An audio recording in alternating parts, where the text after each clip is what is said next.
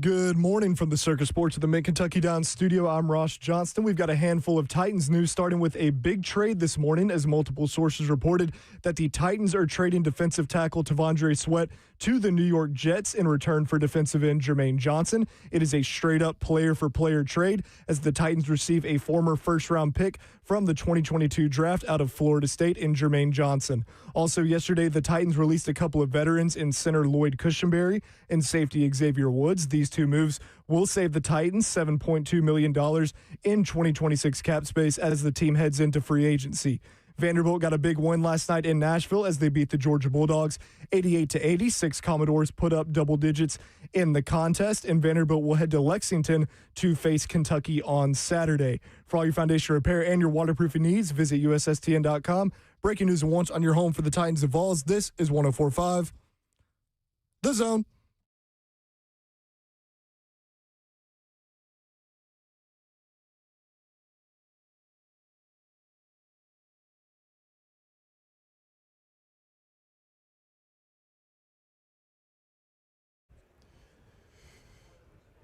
We got plenty of news to start the day here in Indianapolis at the 2026 NFL Scouting Combine. Good morning. We're happy to have you. We've got Robert and Kirby over here with me. Lucas is off gathering additional information at the podiums because we have defensive backs, we have corners and safeties, tight ends speaking to the media today. 615-737-1045 is the number if you want to jump in. Thoughts on the Titans trading T'Vondre Sweat to the New York Jets for former first-round pick Jermaine Johnson, straight up. 615-737-1045 is how you get involved. F&M Bank Chat also available for you on Facebook, YouTube, Twitter, and Twitch. If you want to live stream the show, we have roster cuts that happened yesterday as we were leaving. The Titans released Lloyd Cushenberry and Xavier Woods for some additional cap space. We go to this morning. You and I are sitting at breakfast with Lucas, and we discover across the NFL that T'Vondre Sweat has officially been traded. What I'll say to start, good morning, by the way. Good morning. How are we? I don't think I could be any better if I tried. Okay. I'm glad to hear that. Today is a great day to be a football fan. Today is going to be a fun day. We have John Ledard on the show. We have Trevor Sikma. We have Dane Bugler. We have Ben Solak. We got a lot of smart football minds to analyze a lot of the deals that have gone down, a lot of the free agents that are upcoming, continual draft coverage, of course, here from the Combine. So here's the deal. They have been trying to get rid of T'Vondre Sweat since they fired Rand Carthon, okay? We talked to you guys about this in a variety of different ways across the last couple of months. I told you that this nonsense at the trade deadline, I need you to find, Robert, if you could, the specific Jordan Schultz tweet from post-trade deadline on T'Vondre Sweat, because it was, and I'm not, with no disrespect towards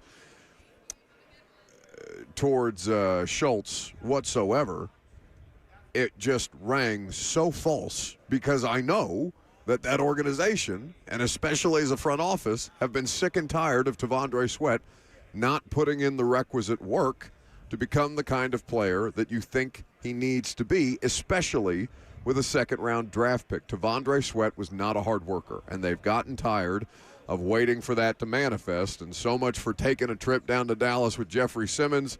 They said, no, bud, you can go learn how to work harder in New York. Somehow you found a way to downgrade from the Titans to the Jets. You can have as many Rand Carthon draft picks starting for New York this season as you might for Tennessee at this point in time. So they get what they wanted, and I feel like we've been telling you this for the better part of a calendar year because they've been messaging this. It's certainly privately that they are not getting enough out of T'Vondre Sweat. Now, Jermaine Johnson also has some stuff around him where he wasn't necessarily busting his ass for New York, but Robert Saleh feels like he can get the most out of him.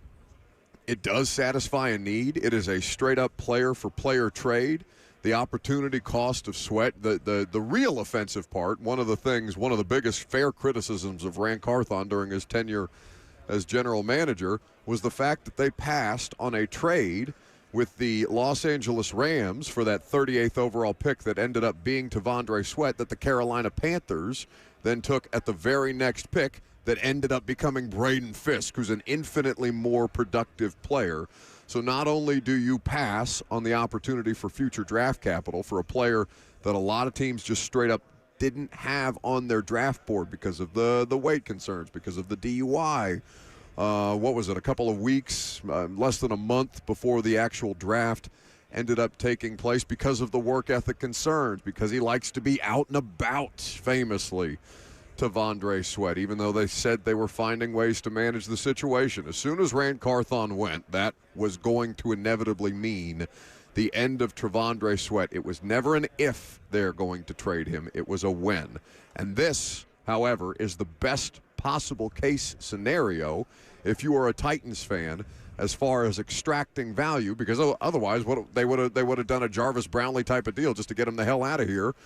And they would have had to eat value on the former second-round pick, more value than they're already having to eat. At least with Jermaine Johnson, you get a position of need, even if it's a player on an expiring deal. And for what it's worth, the positive side of it is you're getting extreme value for a dude that was a depreciating asset. The car had driven off the lot in the form of T'Vondre Sweat, where the value was just going to keep ticking and ticking down. If you remember back to the trade deadline last year, I don't have the Jordan Schultz tweet on T'Vondre Sweat, but he did tweet today that the 49ers were interested in trading for Jermaine Johnson at the deadline last year and were willing to give up a day 2 pick.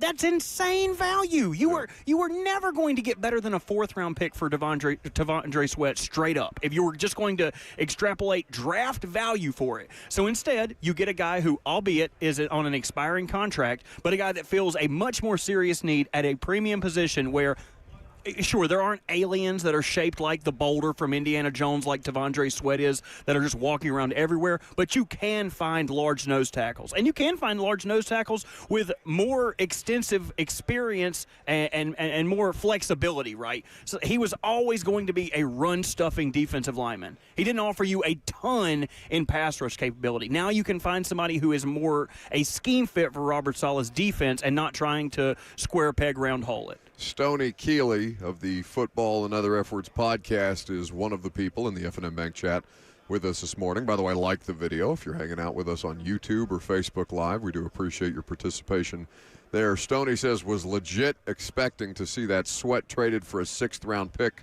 notification come September. That's what I'm saying. This is the best possible case scenario. And listen, I have absolutely nothing bad to say about T'Vondre Sweat, the person, as far as dealing with him. Sure. Okay, but there is a certain point that you have to get to in the production business where if they spent that kind of a premium pick, because think about their second-round picks the last couple of years. You're talking about Dylan Radins. You're talking about T'Vondre Sweat. You're Roger talking McCreary. Well, Roger McCreary was a good one, or at least somebody who they got something out of. Sure. Will Levis, who they traded up for in that second round.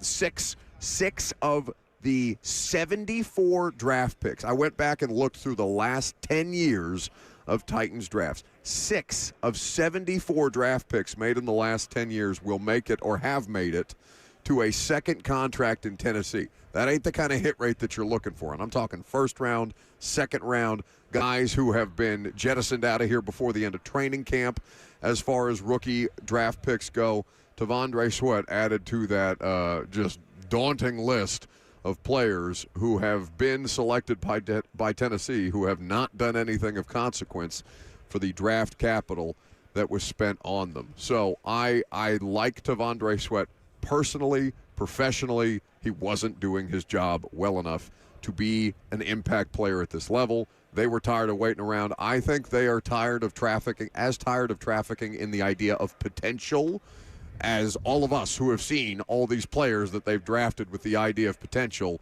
that haven't actually turned into good football players. Now, so the other side of what they got, Jermaine Johnson. So I'm glad you brought up Stoney. If you're not following him, he does great work at Sobros, great work following the draft, great work talking about candles. Everything that guy does is great. I hit him up this morning because I wanted to reaffirm my thoughts of Jermaine Johnson going into the league and what he is now. So as I remember him, had a lot of pass rush juice coming out of Florida State, but wasn't exactly the best edge setter, wasn't the best run defender. But, so when I asked Stoney to reaffirm this is what Stoney said. Injuries are a concern now, so there is a boom or bust element that would make him more of a complement than a solution at the edge rush problem. But at least you have guys in that room now who can play the part. I'm looking at him as a high-end edge, too, and he elevates the need for them to double down on edge in this class very much. But Bain, Reese, Bailey still very much on the table. Johnson is a long-armed, high-motor ass beater with an explosive first step. He can toss a man out the club, and he has some straight-line closing speed. Should be a menace if healthy. And he reaffirms my thought. Yeah, the run D wasn't all that great when he came out.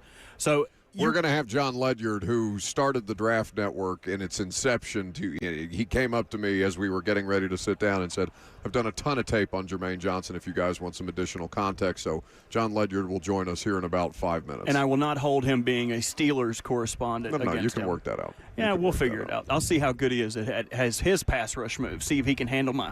Did you see him? Yeah, he's pretty stout.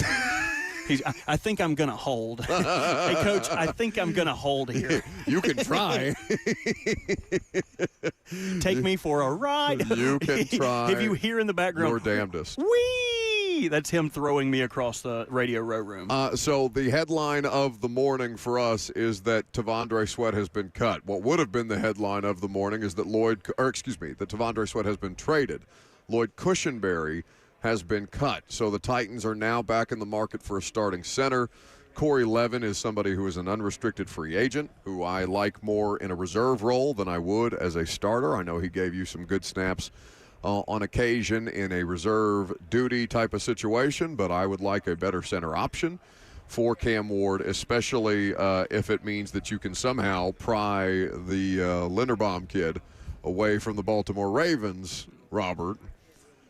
Who kind of did him dirty, if I'm being honest. I think it was kind of an underhanded move for Eric DeCosta to say, we have a market-setting contract in for him, because now if he hits free agency and takes money elsewhere, he looks like the bad guy. When all reality, the Ravens probably should have tried to get this deal done ahead of time. I wouldn't be surprised if he came back, and I wouldn't be surprised if he hit free agency and took a lot of money elsewhere. But the issue is, after him, huge cliff. You're talking about Cade Mays. You're talking about Connor McGovern, guys that are serviceable, but you just said you wanted a better center option. I mean, I think you'd be looking at the draft and who you could potentially make into a better center option 2 to 3 years down the road. But if you miss out on Linderbaum, it's going to be tough sledding to find a center that is going to be a better center than Lloyd Cushenberry was when he initially signed the contract. Well, and that's the thing, though. This is the thing. So Xavier Woods actually saves them more cap space and you pointed this out to me as I was kind of trying to figure out the different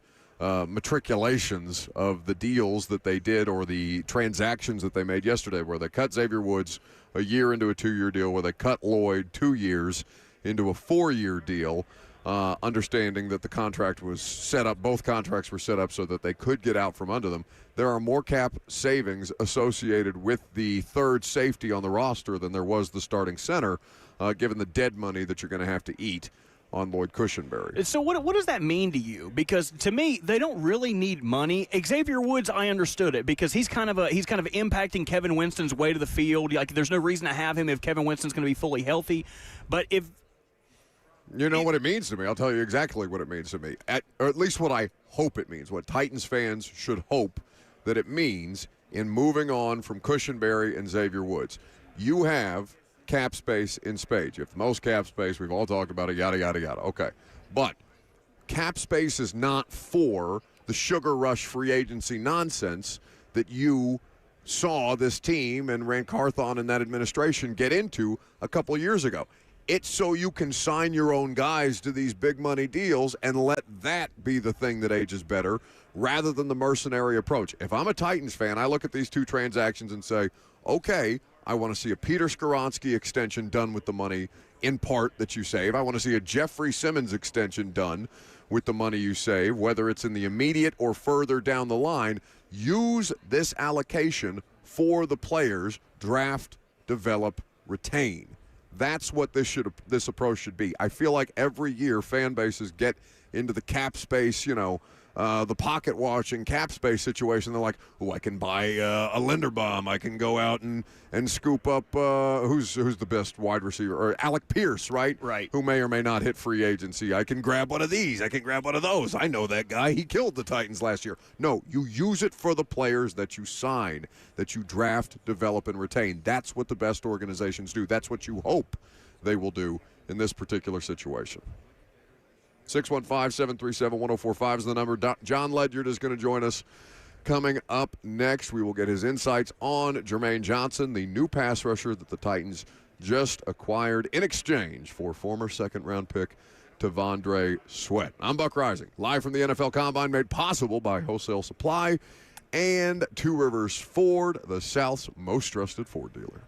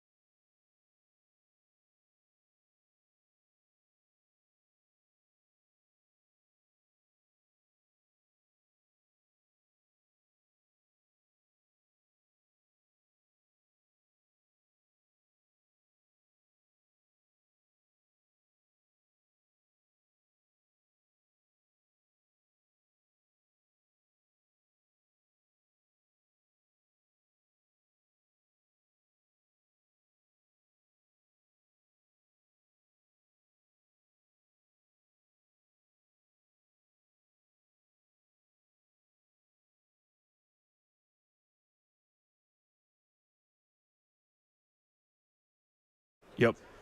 Welcome back to the show, fueled by Hattie B's Hot Chicken, the best hot chicken in the world. One of the best people out here analyzing the draft, scouting the prospects. John Ledard, Audibles and Analytics is the podcast, is the Substack.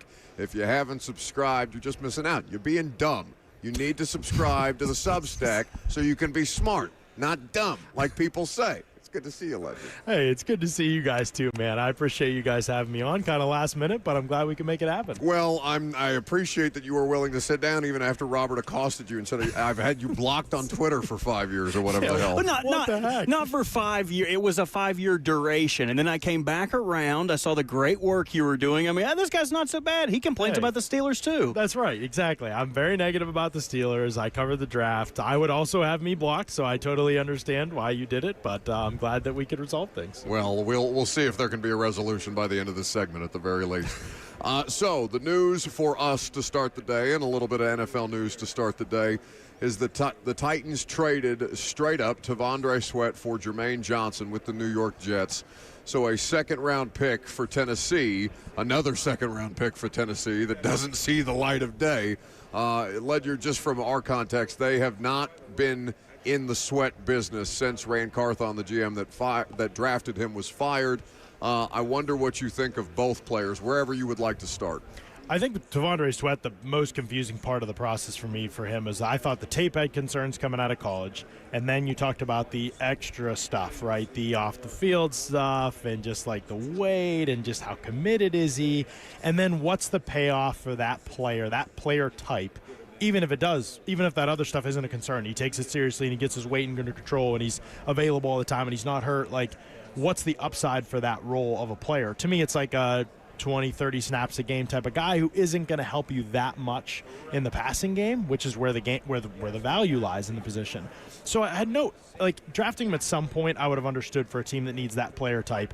But you want to mitigate risk when you do that, and you don't want to take a player like that early. So I just thought it was a huge risk, didn't need to be taken. To be able to get off that, I think, and to be able to get out of that risk, which I know there's the PFF grades and he's played okay in the league, I think, would be my interpretation. He's been fine. Yeah, I think he's been fine, not the for what he issue. is. Right, but where's the added value? So to go from that to bring in a player, I think, who I would say Jermaine Johnson, much more, first of all, from a cultural standpoint, you're getting a totally different type of player. You're getting a guy who's dialed in, who wants to be great, who last year was the first guy to take accountability. He was like, this season has sucked for us. I have not been at my best. I need to improve in this, and this. Like, he was like the only guy in the building who was like saying all the right stuff, who was saying like, this is how we need to turn around. I'm determined to do that, all this kind of stuff. And now he was coming off an Achilles. Yeah. So, and then he got hurt after week 2. So it was like real tough season, I thought, for him in that front. So I think the player that you're getting is a better player in Tennessee, but I also think you're improving from a cultural standpoint and from a roster fit standpoint, where Tavondre Sweat didn't make a lot of sense, but Jermaine Johnson makes a lot of sense for what Robert Saleh wants to do. Well, and I'd like you to kind of expand there, if you could, from a schematic perspective, because we were talking about that with Sweat as soon as Saleh got hired here. Like, is this really the kind of player that Robert Saleh wants on that defensive front? Yeah, absolutely. And I think that, obviously there's the context they've worked together before, but also if you just look at Jermaine Johnson as a player, it's a really good fit, because what does Robert Saleh want to do? What does he want to build? Well, if you've looked everywhere he goes, this is not a guy who relies on like a ton of pressure packages and everybody in the front can be a blitzer. Like, that's not how he coaches. He's not one of these. It's a little bit more static. It's 4 down and go. In the best groups he's had, there's been a deep stable of rushers who could go and who could contribute. So he's looking for at least 4 guys who can play on the outside. Is Jermaine Johnson going to be the number 1 guy? Is he going to be the best guy in the group? Probably not when it's all said and done. Like, they'll probably try to make that somebody else. Is Jermaine Johnson going to be one of those 4? Is he probably going to be your number 2 or number 3 guy? Can he do that at a high level? Can he play the run? Can he understand situational football? Is he committed in the offseason to being great and taking his body's unbelievable? Like, guy's always taking great care of himself. Coming back from the Achilles, same thing. Like, he's training, rehab, and trying to get back. Aaron Glenn raved about him right in that process. Everything you look, he's like, this guy's doing everything the right way. He's trying to get back to 100%, all this stuff. So I just think from the fit perspective, like, he's not the answer to all the problems they have. But this thing isn't going to happen with, boom, 1 player and everything's fixed. It's going to happen by building a stable of players to play the right way. He wants to be a 4 down and go front. This guy can help you on passing downs, and you lose nothing on the rundowns either with him. So that's why I think it's just easily a great move for the Titans. We're talking with NFL draft analyst John Ledard. Audibles and Analytics is the Substack. You can check out the podcast with he and Ollie Connolly. They do a great job. And follow him on Twitter at Ledyard NFL Draft if you'd like to block him as well at some point.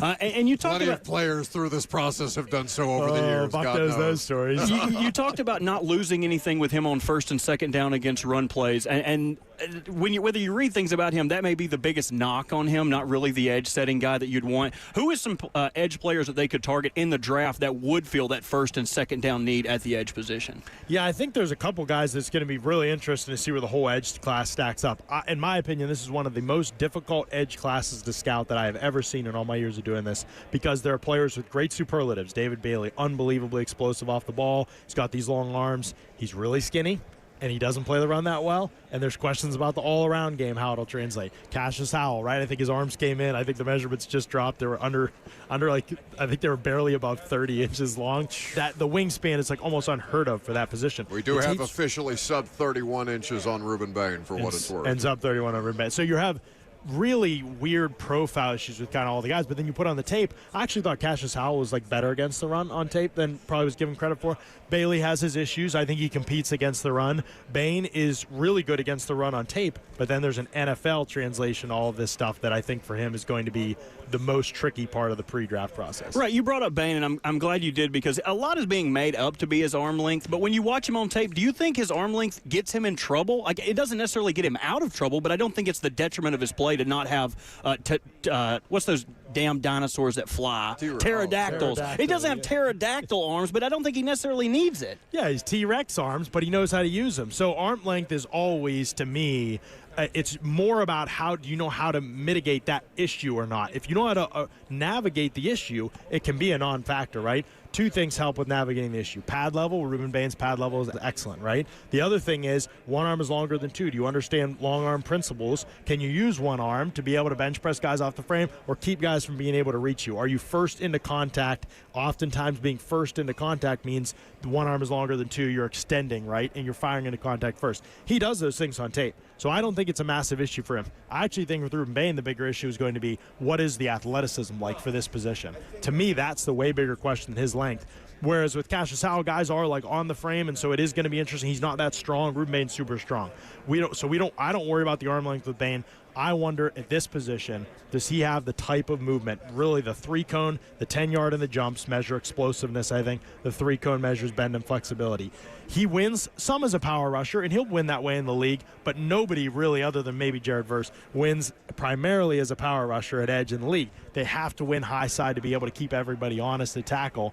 I think for Bain, it's going to be a question of, does he get off the ball fast enough? Does he have that bend and ability to turn the corner? Because in the NFL, it's going to be a lot harder than against, we've seen these college tackles. They can't pass that. Yeah. So it's easier to turn the corner on those guys. So whenever he does test and whenever that part of the process is apparent for him, those will be the bigger things to me than his arm length. These guys don't get drafted in a vacuum.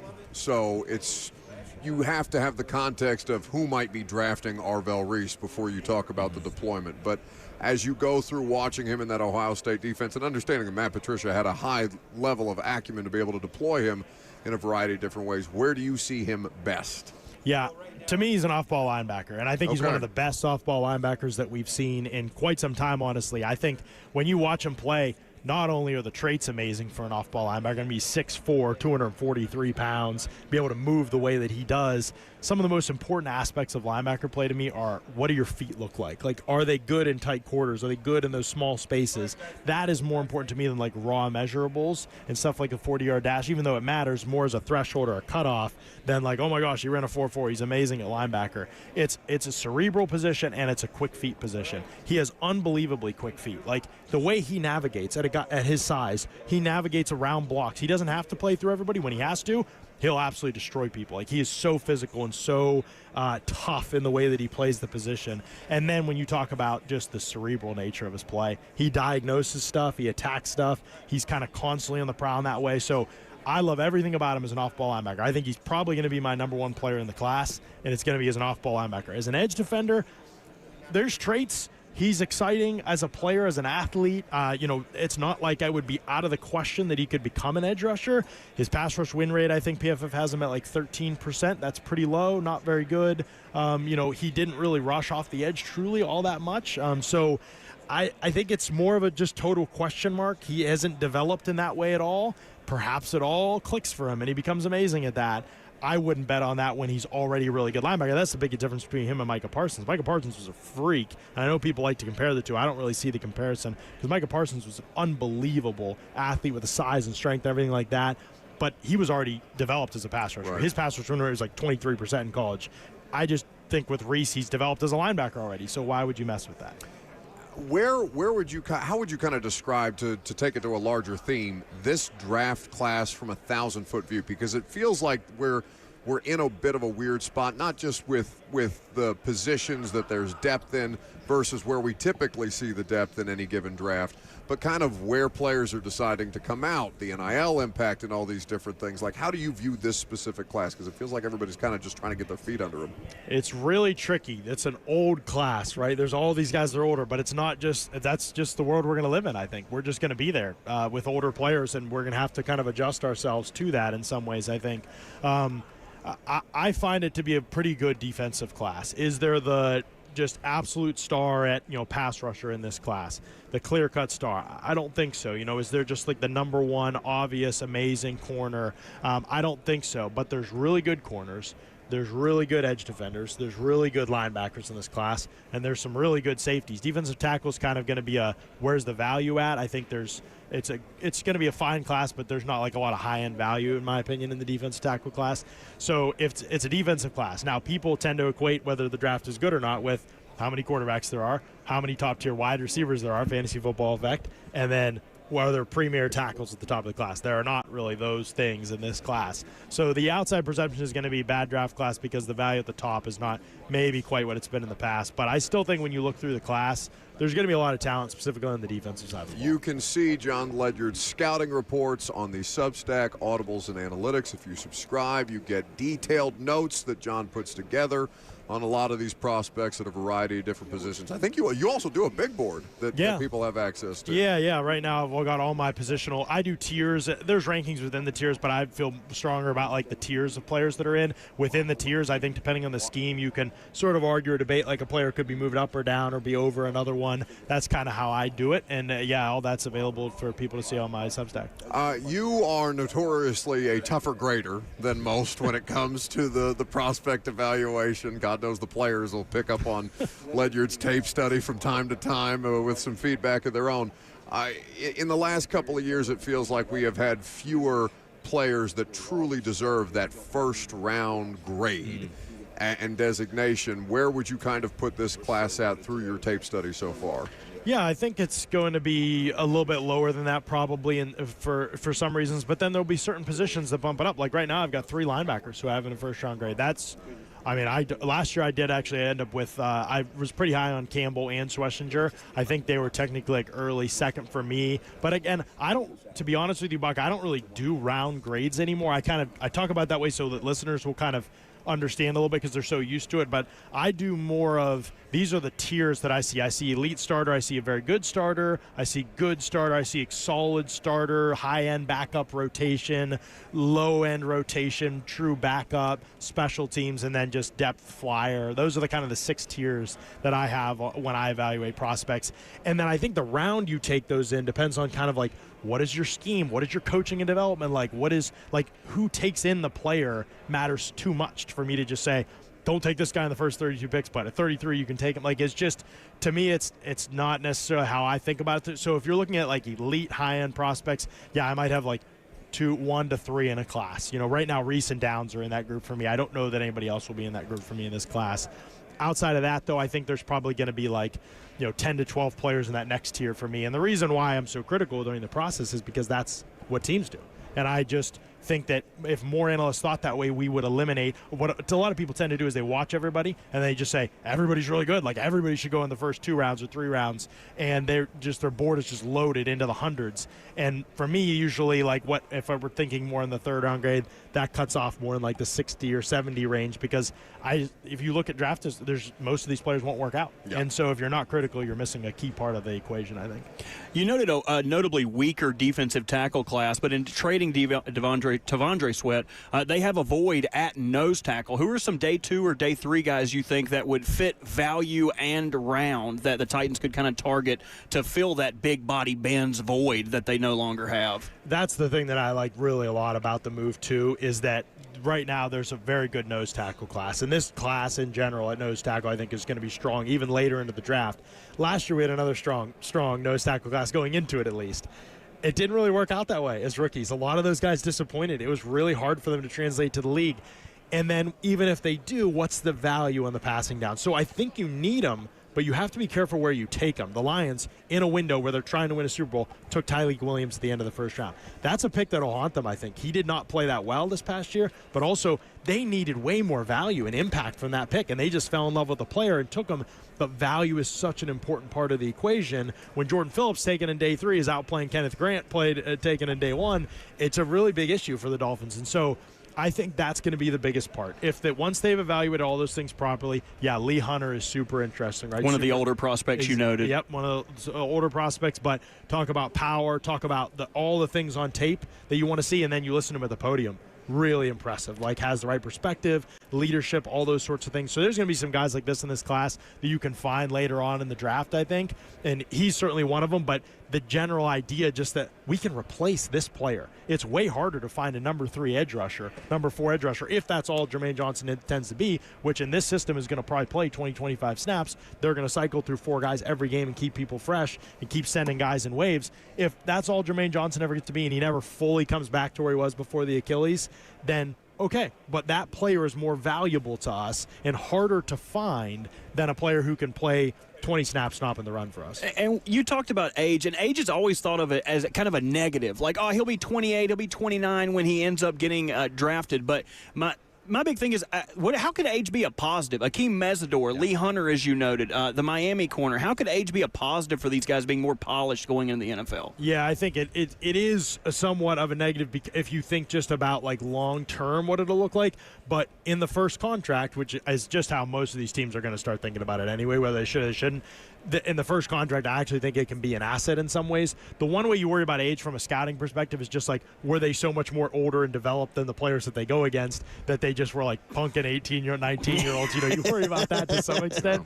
But that's more in the trenches, I think. Once you get outside of that, you don't worry about that as much. If they did it earlier in their career, you don't worry about that as much, in my opinion. Certain position types, like a nose tackle is not going to come out early all the time, so you don't worry about as much for those types, I think. But you're right, the maturity, hopefully, that a player comes in with if they're older, what they can bring from a preparation standpoint. Oftentimes now, and this is, the age thing is related to all the transferring, right, that happens. I just talked to A.J. Halsey from LSU. The guy's played for 5 different defensive coordinators already. He's had to learn that many different systems. Insane. So when you get to the league, the chance that you've heard some of the verbiage you're going to hear in the league, pretty high at this point. Like the chance that you've been in some systems and different roles that a team might say, hey, we're going to ask you to play in this role. Great. I've done a bunch of different things already because I played a bunch of different places and for a bunch of different defensive coordinators. So I forget which GM it was. They were saying, I don't know if the transfer portal's made things that much worse for us. In some ways, it's kind of interesting. You see players that have played different places already and in different systems for different types of coaches, and they can go to 2 or 3 schools in A.J. Halsey's case, and they can say, hey, is this guy legit? Is this guy how did he do in your program? How did he do in this role? How mentally was he in the room? Now they've got opinions from 3 different staffs in college. So I think it's really kind of valuable to the scouting process, but coming with that is just a player may expire, sometime in their second contract if we get to that point. To me, I think the draft is so hard in general that thinking about the second contract is just not always that beneficial to the team. We've got Sikma next. Who put more down at the Brazilian steakhouse last night, you or him? I'll let him answer that because he knows the answer, and it'll seem like I'm grandstanding if I answer, but ask him and see what he says. He'll let you know about my eating habits. John Ledard, Audibles and Analytics. It's a great podcast. It's a great Substack. You can check him and Ollie Connolly out. Well worth your subscription to be smarter about draft, the way that teams work through these processes, and just good year-round football analysis. Thank you, brother. Absolutely, guys. Thanks for having me. I really appreciate it. Trevor Sikma, Pro Football Focus, coming up next.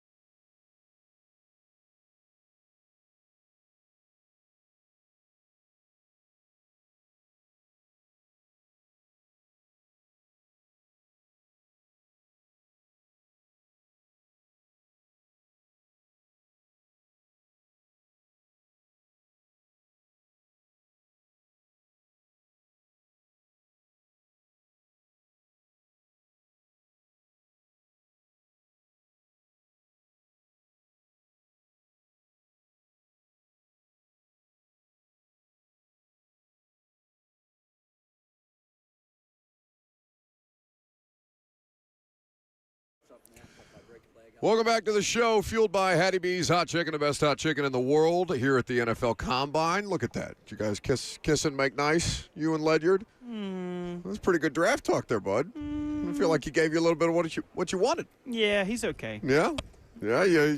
The chat noted that your eyes got a little buggy every time you were asking him questions about interior defensive linemen. What can I say? I love big meat, man. Anytime you can get some big meat in the middle, that's what I'm looking for. Well, famously. 615-737-1045 is the number if you would like to jump in. We are going to let Trevor Sikma wrap up his interview that he's doing right now before he comes through and gives us some additional draft analysis. But from what we heard on Jermaine Johnson specifically, from somebody who has scouted him at a very high level, it seems like the Titans are getting the better side of this trade. Because immediately, the better producer that I have, Ian Roddy of Fox Sports. Oh, bleep off. Radio, nationally. Ian Roddy's not here taking videos of general manager podiums. And no, we'll get to you at the podium here in just a second. Oh, the fact that I'm breaking news? We will get the to you. The fact that I am a bigger journalist than you are at this point? We will get to your journalism. You are physically bigger. Don't steal Kirby's joke. As a journalist, that is true. I'm being fat-shamed. You are wider. You are a wider journalist than I am. That is correct. We will address his level of journalism. Look at all around here. People are judging That's you. right. That's right. Yes. He's body shaming. That's right. Me. I made a fat joke for a fat guy. What am I going to do? You wouldn't say that to Deontay Corleone over there. You wouldn't say that to The Godfather. You wouldn't say that to Big Citrus. I forgot we watched The Godfather last night. I was talking about the defensive tackle. No, I know. Yes. But I forgot that we watched The Godfather last night. The horse head scene. Khartoum. What's the line? Don't come and stay out of the when they throw the dude out. Oh no, that was Oh Brother, Where Art Thou? That's we right. watched a couple of movies last night. Stay out of the wool. Woolworth. Blah, blah, blah, blah, blah, blah. Anyway. Oh, we got to sign these boys to a high record deal. We get them signed. Well, careful. There's some problematic language in that movie. I don't want you to trip and fall into as we sit here broadcasting at the Combine. But yeah, the best takeaway that I have is that the Titans got better by getting rid of T'Vondre Sweat. That is the biggest takeaway to have if you're just taking this thing on face value. I think because I've only seen one comment. I've got the F&M Bank chat up in front of me. If you want to react to the Titans trading away T'Vondre Sweat straight up for Jermaine Johnson with the New York Jets, you can do so. 615-737-1045. I know what the Titans got in T'Vondre Sweat, and I know it wasn't good enough. What I'm curious to see is Jermaine Johnson a better scheme fit with a Robert Saleh defense where he's had success before, and can he raise the level of work ethic? And what does that mean for the number 4 overall draft pick at this point in time? Do you still feel locked in to edge as you were prior to Jermaine Johnson being added to this roster? Because Reuben Bain is not the same kind of player that Jermaine Johnson is. David Bailey's not the same kind of player that Jermaine Johnson is. It doesn't necessarily mean that it takes edge off the table or that it lessens the urgency to add additional juice to that front seven for Robert Saleh. I don't know that because I see some comments in the F&M Bank chat. One person says it's a bad trade. Most people are on board with the trade. Somebody says the Titans fleeced the Jets in a trade. Listen, if T'Vondre Sweat actually gets his act together, then you may not have that feeling. The percentage chance of him getting his act together with the New York Jets, pretty slim to none, given what we know T'Vondre Sweat to be as a person beyond just the football player that grades out occasionally well on Pro Football Focus. Yeah, I concur. I don't really feel like giving you anything else after you said he told me I had a wide berth. Like, what do you do? No, I said wide Bert. Oh.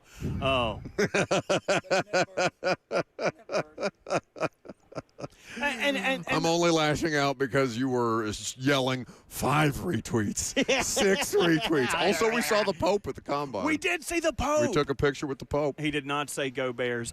And comparing the two. I hope you put that button back on him, which way the chapel was. I think you forgot to put the button back on the Pope. I think that the biggest distinguishing mark between the two is both sides got some positives out of the trade. T'Vondre Sweat still has a 2-year developmental runway on his rookie contract, a relatively cheap, all-planet-sized nose tackle. So to your credit, if he ends up getting his gig together, he probably would be an All-Pro. What did he note? If he was under 330, he would be a Hall of Famer? No, if he was under 360, which means he was close to 4. Well, if he was under 330, he might move to corner. So they have a chance to work with him. And worst case scenario, he's just a big fat fatty who clogs up the middle and helps stop the run. Like at that level, it's fine because Jermaine Johnson is an expiring contract for them after this year in his 5th-year option. I would be interested if we had the opportunity to talk to Mike Borgonzi again, how interested they are to signing him an extension before, like, as sight unseen. Because he has had injury issues, but if you could get in early with him and sign him to a pretty modest deal for an edge rusher and extend him, I think that would be something that would be agreeable if they're okay with his medicals and think that Salah's relationship with him is worth rewarding. So we will continue the coverage from Indianapolis, made possible by Wholesale Supply and Two Rivers Ford. I love Wholesale Supply. South's most trusted Ford dealer. I also love Wholesale Supply. What is your favorite thing about Wholesale Supply? Just that when they supply, they do it in wholesale. Famously. And at their wholesales, there is a large supply. Yes. Like, you always know what you're getting from those guys. That's true. They're never going to sell you short. It's in the name. Not short sale supply. It's wholesale supply. You get the whole kit and caboodle, everything all in one. It doesn't get much better than that. Two Rivers Ford, you can get the whole kit and caboodle and bells and whistles and heated seats, which I have not gotten to experience because I've been relegated to the back seat. We got you at Wholesale Supply. Yeah. We're taking him back. I warm my own seat. Damn it. More coverage from the Combine coming up next.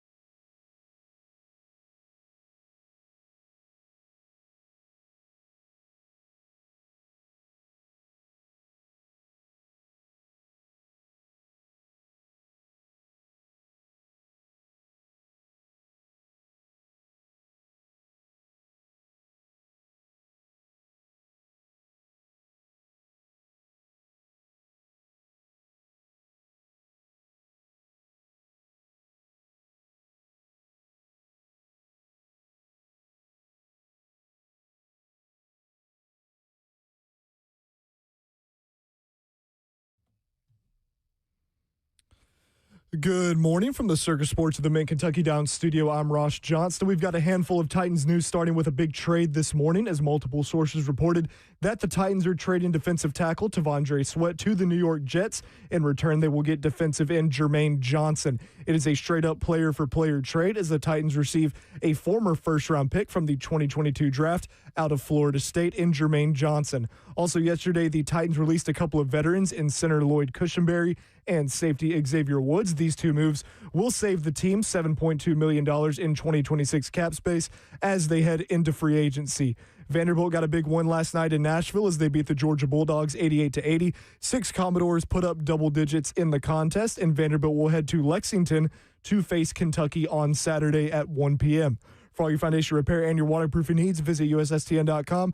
Breaking news at once on your home for the Titans of Vols. This is 104.5 The Zone.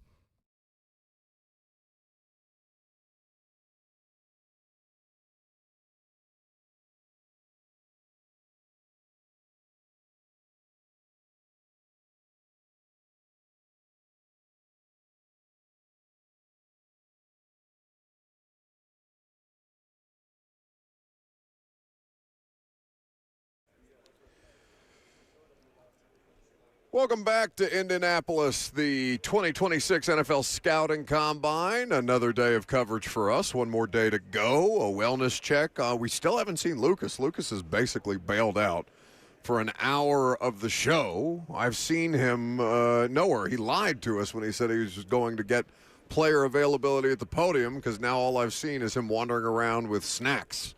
I haven't seen him with any actual evidence of journalism being done. As far as I know, you're the one who's done the most journalism today.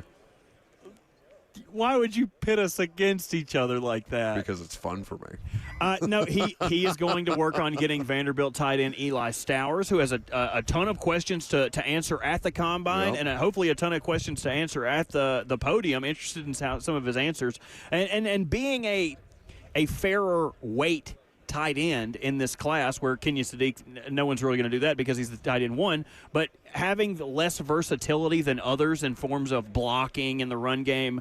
Interested to see his answers for that, and Lucas is all on top of it. Okay, we'll see. We will see whether Lucas is in fact on top of it or not, and we will look forward to conversations with Trevor Sikma, with Ben Solak, with Dane Bugler today on the radio show. But one thing I do want to touch on here, while we have a quick window between guests, is Malik Willis and what we think will be the thing that makes the most sense for Malik Willis as far as the team fit goes. He feels very specific as far as what kind of system he's going to be able to do the best work in. And for Malik, obviously it's great to see the reports that he's going to make anywhere from 25, or at least come in. We don't know that he'll make $25 or $30 million a year necessarily, but on an average annual value type of situation, we would expect to see Malik Willis cash in that way. For him, I think that the situation makes a lot of sense for a couple of different teams. But I don't know who's in a position of the teams that have quarterback issues to actually do that deal. Because are the Browns going to add Malik Willis to their quarterback room? The Raiders certainly have the number 1 overall pick in the draft. It wouldn't make sense for them to hedge their bets with Fernando Mendoza. The Dolphins are still trying to work through this Tua contract nonsense. I don't know how they would be able to add a contract like the kind that Malik is going to get in a situation where they have Tua still on the books, unless they're able to get a Tua deal done as we sit here at the Combine today. Yeah, and when you look at the teams, you noted how bad the spots are. I mean, what's the best case scenario? Aaron Rodgers decides to take his ball and go home, and the Steelers have an opening? Probably.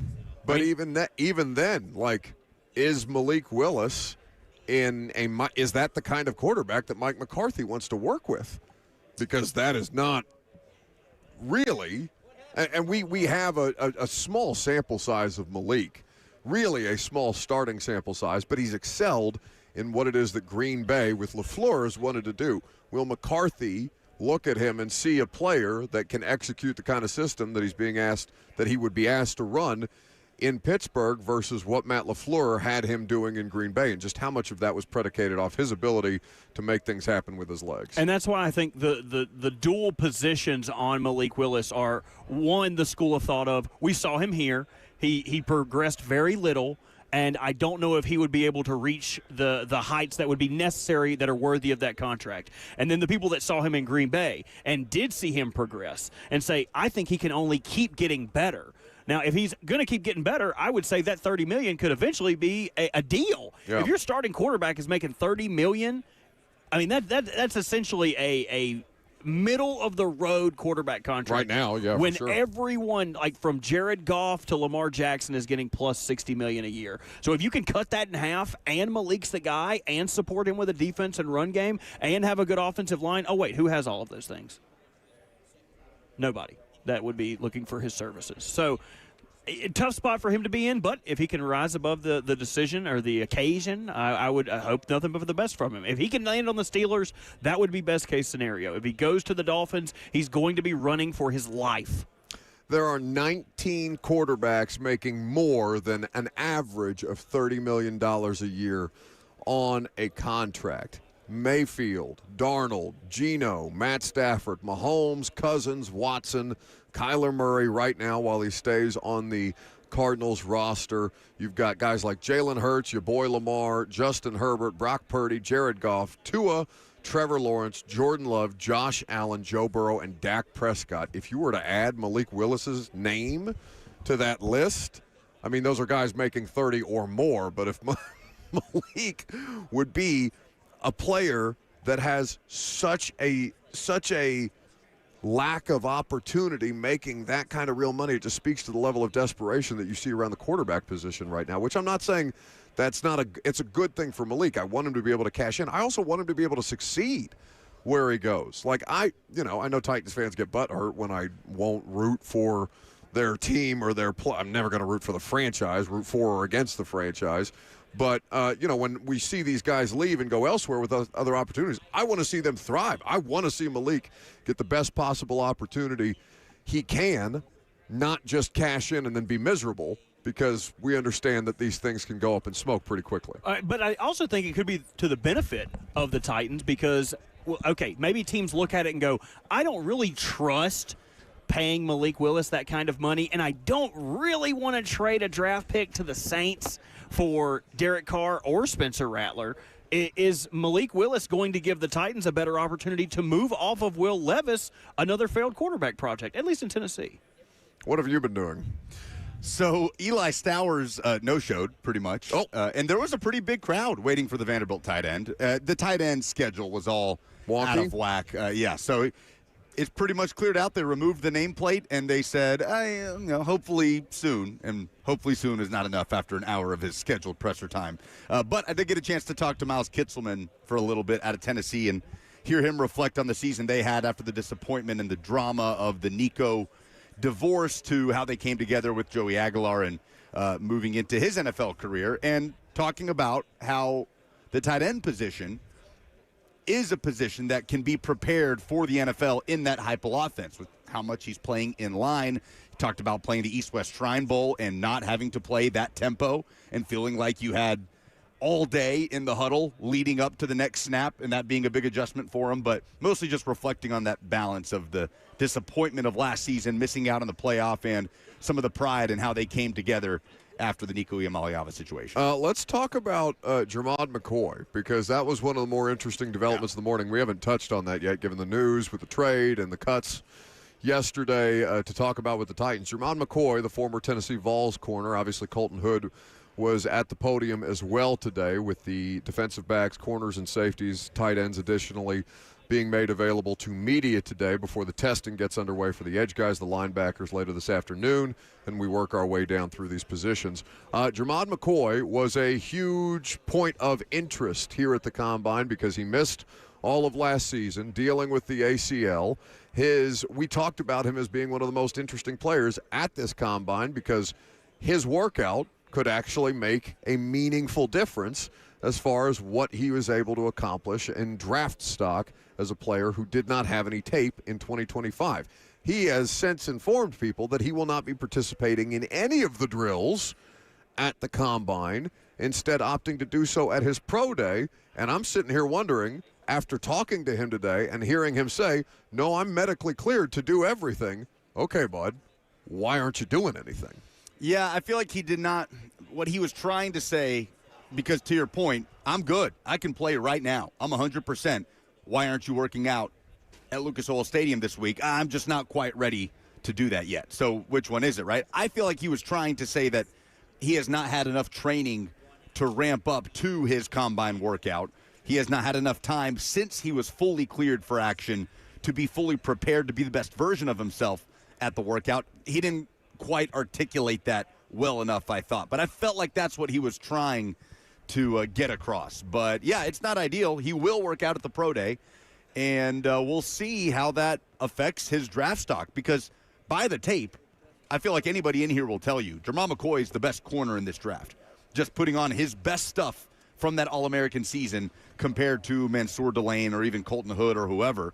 But if this continues to, if we get to pro day at Tennessee and it's a day of thing, he's not going to do this, he's not going to do that, then that'll, teams' ears will start to perk up a little bit, and I wouldn't be surprised if some teams shied away, and maybe that would put Colton Hood in a position to be CB1. And that's something he brought up that at his podium, that he thinks he's the best cornerback in this class. I want a little bit of rivalry between the two. And you talked about it yesterday. What would have to happen for both of them to not go in the first round? This is what would have to happen. Yeah. If you put this with a bad meeting or something teams don't necessarily like about their interview process with him and the injury, that's just a tough stone throw to get over. Every Tennessee fan wants to know, could he have come back last year? Would he have come back if Tennessee was in the playoff? He unsurprisingly was not willing to take it that far, but said, he was trying to come back all year. And I asked him, at what point did you know you will not be playing for Tennessee this season? He said the last week, the Vanderbilt game,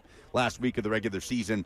But I think most people would believe that it was whenever Tennessee was effectively eliminated from the playoff picture. But it was touch and go all season long, and it's well over a year removed from that ACL injury at this point. So we'll see if Jamal McCoy can erase some of that talk at his pro day in a few weeks. You have not gotten the opportunity to say anything about T'Vondre Sweat getting traded for Jermaine Johnson. If you would like to weigh in, you are welcome to do so. I will just completely copy and paste what Nick Suss was saying to me about it earlier over there in the podium room. Who writes for the Tennesseans, right, for those who don't know. On the Titans beat. And he pointed out how rare is it, number one, to see a straight-up player-for-player trade. Doesn't happen very often. Number two, to see a player-for-player trade where one player at a not as premium position is going somewhere, and in return, you get a player that has produced at a higher level at a very premium position. Straight up on paper, you look at it and say, okay, how does this make sense for the Jets? Whereas if you're the Titans, that's a huge need. T'Vondre Sweat would have to make a pretty big adjustment in Robert Saleh's defensive scheme, and you bring in a player that's very familiar with Robert Saleh and took a pretty big year-two leap in his Jets career under Saleh before that Achilles injury totally derailed his season. And I had forgotten that happened at Nissan Stadium when he was carted off the field early in that 2024 season before Saleh was fired. So on paper, it's hard not to like it, right, if you're a Titans fan. 615-737-1045 is the number in the second hour of the show, which we are currently in the midst of. We will have Ben Solak of ESPN. We are also hoping to catch up with our buddy Trevor Sikma at Pro Football Focus as soon as he concludes the interview that he is currently in the midst of right now. Live from Indianapolis, made possible by Wholesale Supply and Two Rivers Ford. I'm Buck Rising. It's 104.5 The Zone.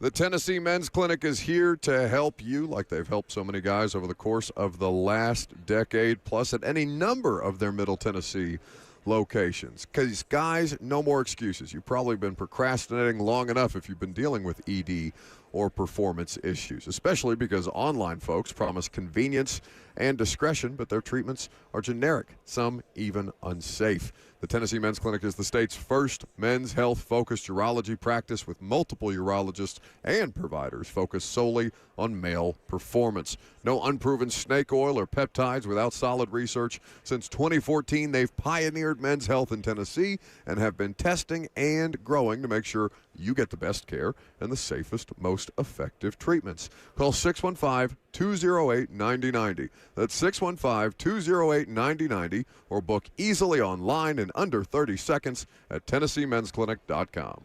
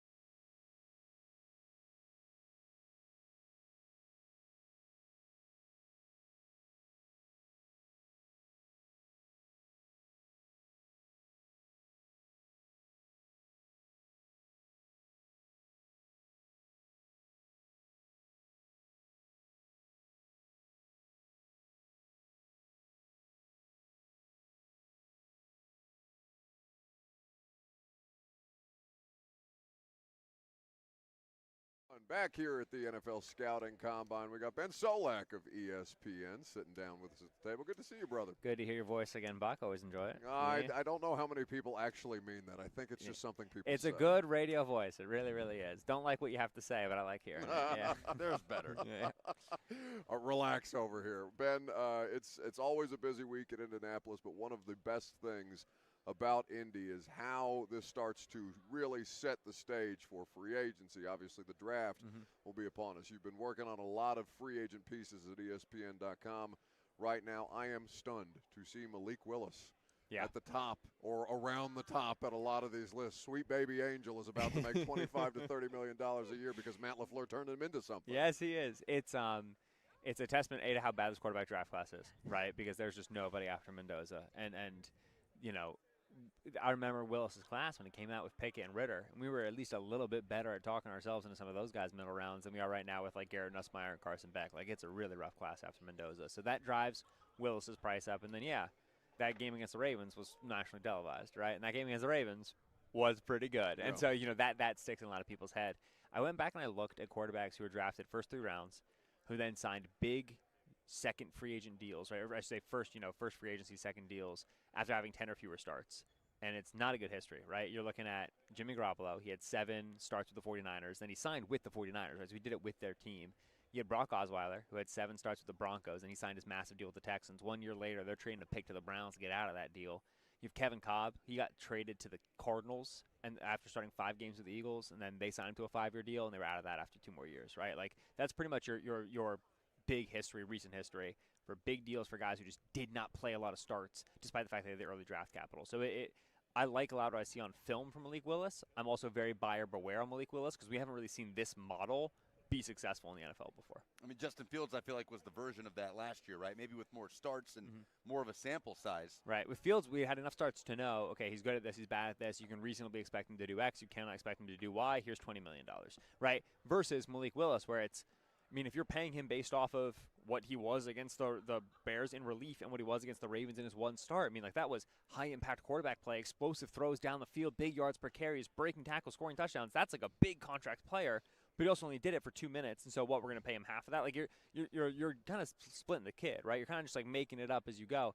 It's very much so shooting in the dark with what Malik Willis's contract will be. If you tell me he ends up, with the Browns and with the Jets, probably not going to go too well for him. You tell me he ends up with the Vikings, right, and Kevin O'Connell, he ends up, some other good spot that exists in theory, right? If that's another Steelers with DK Metcalf or the Cardinals with Marvin Harrison Jr., I'm not convinced that those spots are. But if he lands at a good location, then maybe we'll see him be successful over this arc. You talk about the lack of high-profile draft prospects behind Mendoza. Can you help me out with Ty Simpson?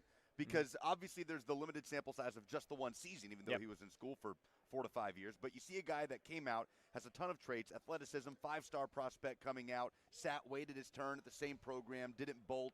And obviously there were some ups and downs. I felt like there was a lot more good than bad at a premier program like Alabama. It's odd to me. I feel like I need somebody to explain to me why Ty Simpson is not even – doesn't seem to be even close to the discussion for a first-round pick. So does not have elite size. He's got fine size, but he's not huge. Does not have an elite arm. Is able to make throws, and he can throw with anticipation. He can throw with zip, but does not have full field arm, challenging all levels of the field.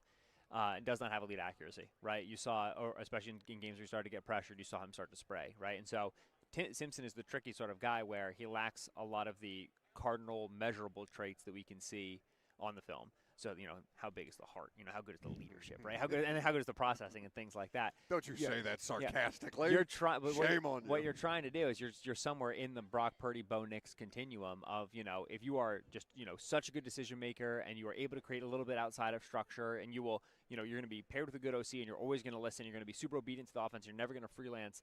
Then, with a good coach, we can make this happen with you.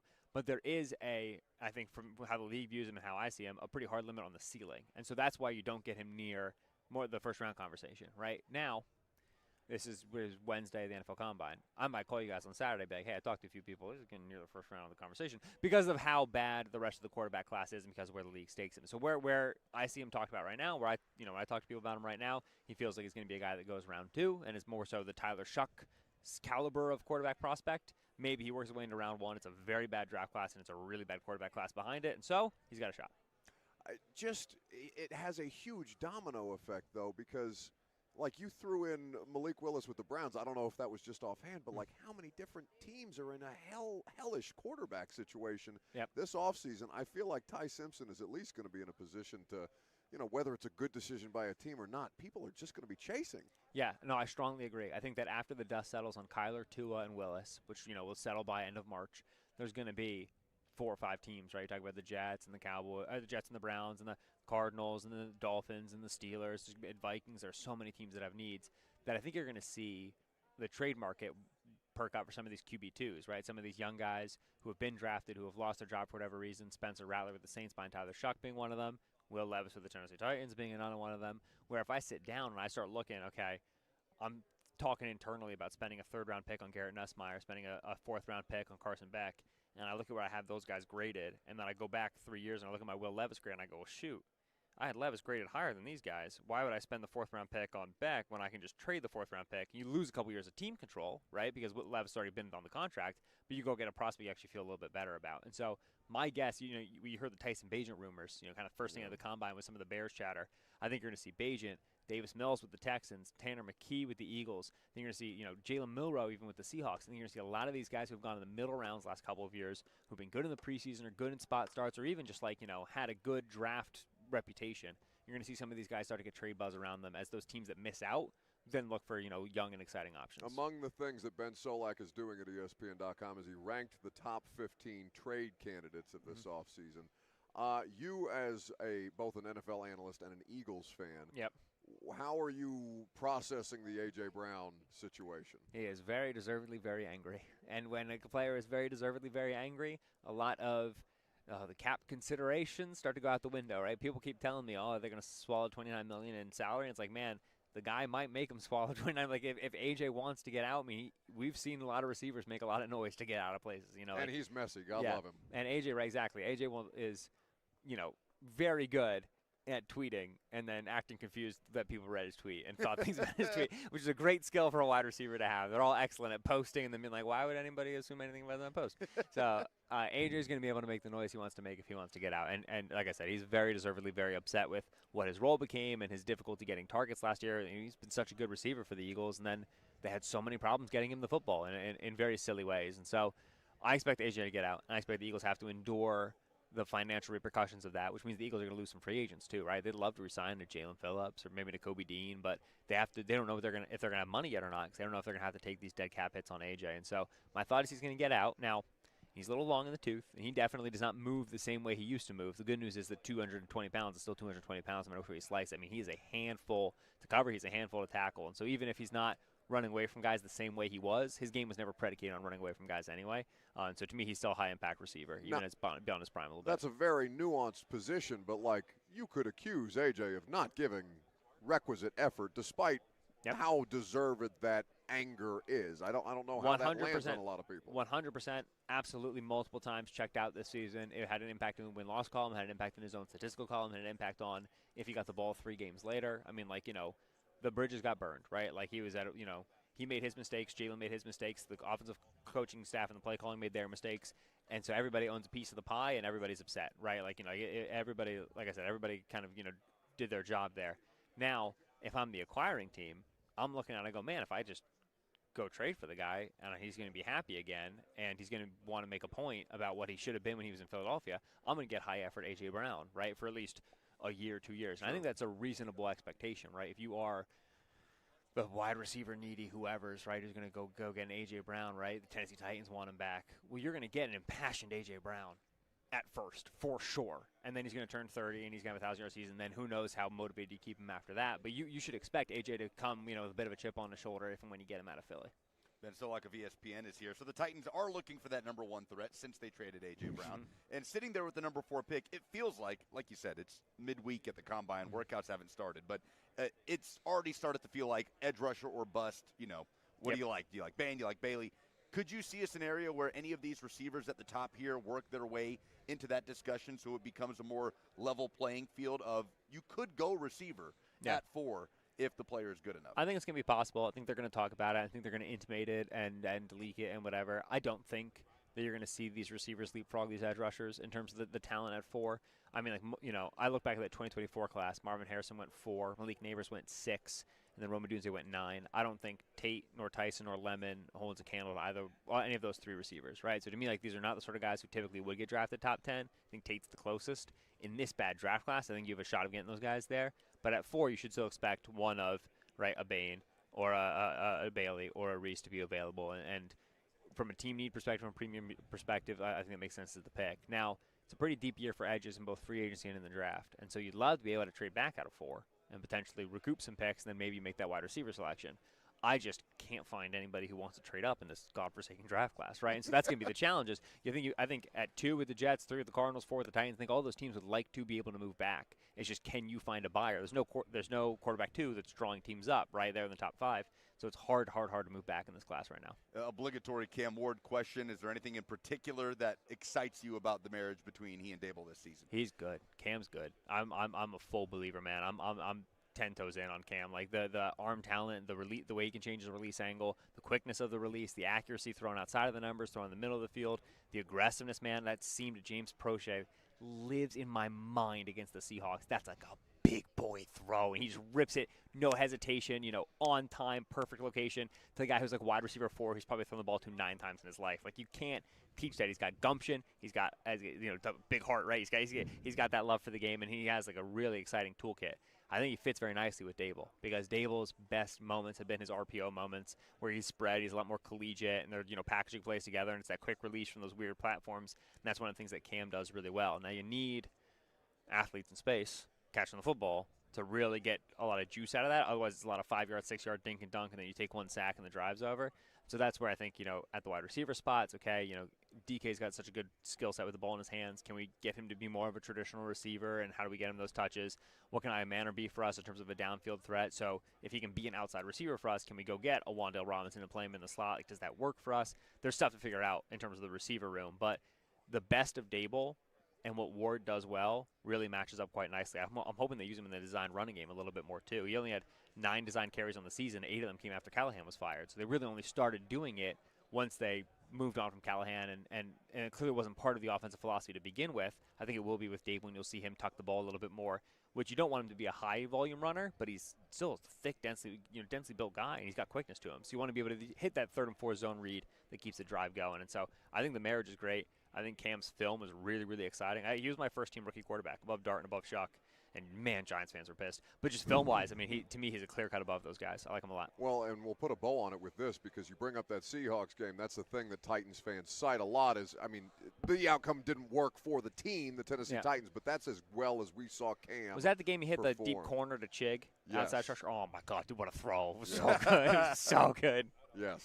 Yeah, I mean, like, there have been enough peak moments, and against a defense like the Seahawks, which is like an unbelievable Super Bowl winning defense, a lot of the way you solve that defense is you just make the throws that they are challenging you to make. No defense covers everything. They say, okay, if you can rip this thing in the seam, sure, go for it. If you can hit this deep corner, this tight end, yeah, okay, go for it. And you have a guy who has the arm talent capable of doing it, right? And that allows you to have a ceiling as an offense. That's really, really exciting. I think that you saw pass protection improve down the second half of the season as well. I thought the offensive line settled in a little bit more, and that allowed Cam to flash some more of the creation outside of structure stuff that's really, really exciting. But he's good in structure, right? He will throw the ball on time. Doesn't look like it's on time because he's so freaking chill in the pocket. He's like standing there, he's like hanging out, and like he's not like perfect 3-step whatever, but the ball's coming out when it's supposed to come out. He's on time with the routes, so he's good in time. I thought you saw the out of structure stuff improve. I would hope that he's willing to scramble a little bit more, tuck it a little bit more, get involved in the design running game a little more, and then if you get a yak option that can take some of this quick game stuff and create explosives out of it, you got a stew going on offense. You really do. Ben Solak, ESPN. You can see him on read him on ESPN.com. He's doing Sports Center hits. He's doing Mina's podcast. He's doing it all. Thank you, buddy. Good times. Thank you, man.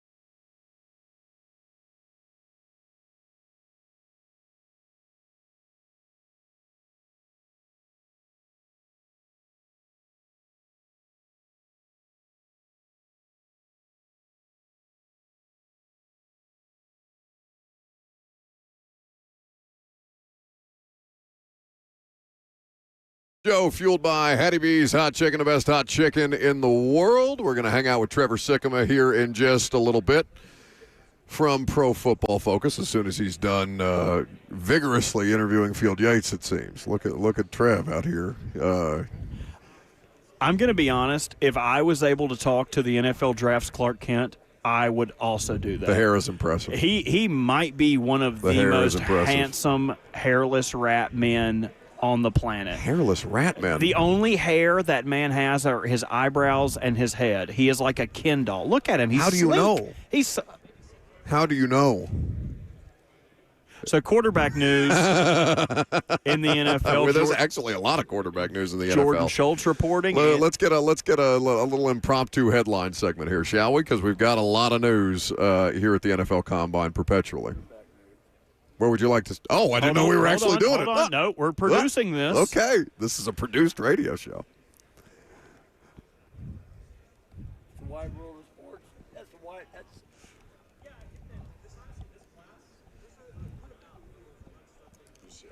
That's the Olympic music.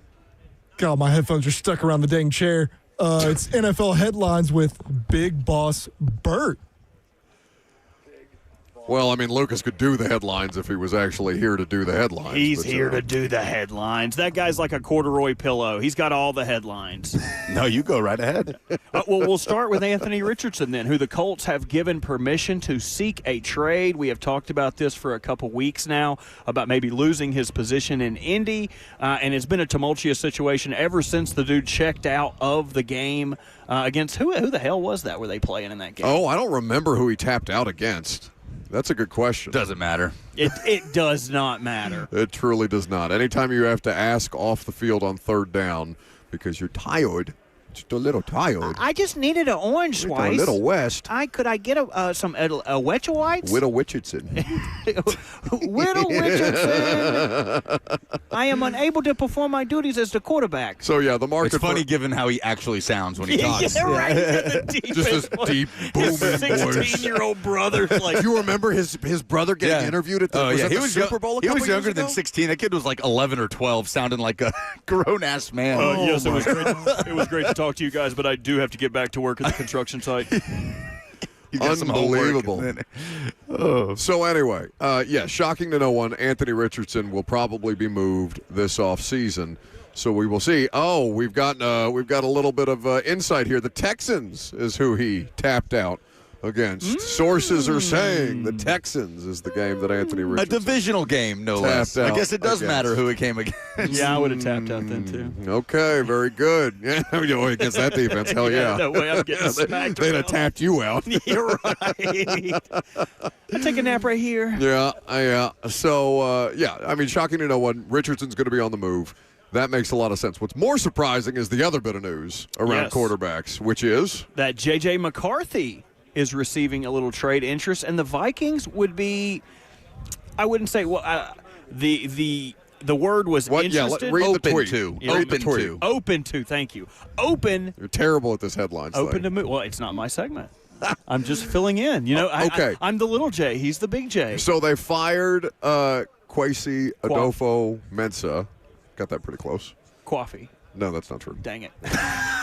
Nice try. Thought I could get you. They fired their GM at the Senior Bowl because, you saw an interview of Sam Darnold in the Super Bowl. You get a little extra butthurt. You're maybe not in love with the current general manager situation. There were some rumblings, apparently, in the lead-up to that. People weren't surprised that he got fired. They were surprised by the timing because he was on the sidelines of the Senior Bowl scouting offensive linemen when he got canned, okay? But the idea that J.J. McCarthy could be moved, I mean, that's a bad look on everybody. That's a bad look on whomever is still employed by the organization. It's a really bad look on Kevin O'Connell, if I'm being honest. What a disaster. That they're open to, or that they selected him? That they're open to moving him after being the organization that was most touted as, oh, look at Kevin O'Connell. He's going to do quarterback development the right way. They are making this decision because they have Kevin O'Connell, because they believed in their draft process and drafting J.J. McCarthy in the first round, the quarterback development that would follow with a player or a coach who is a former player at the position, all those different things. Now you're open for business on him?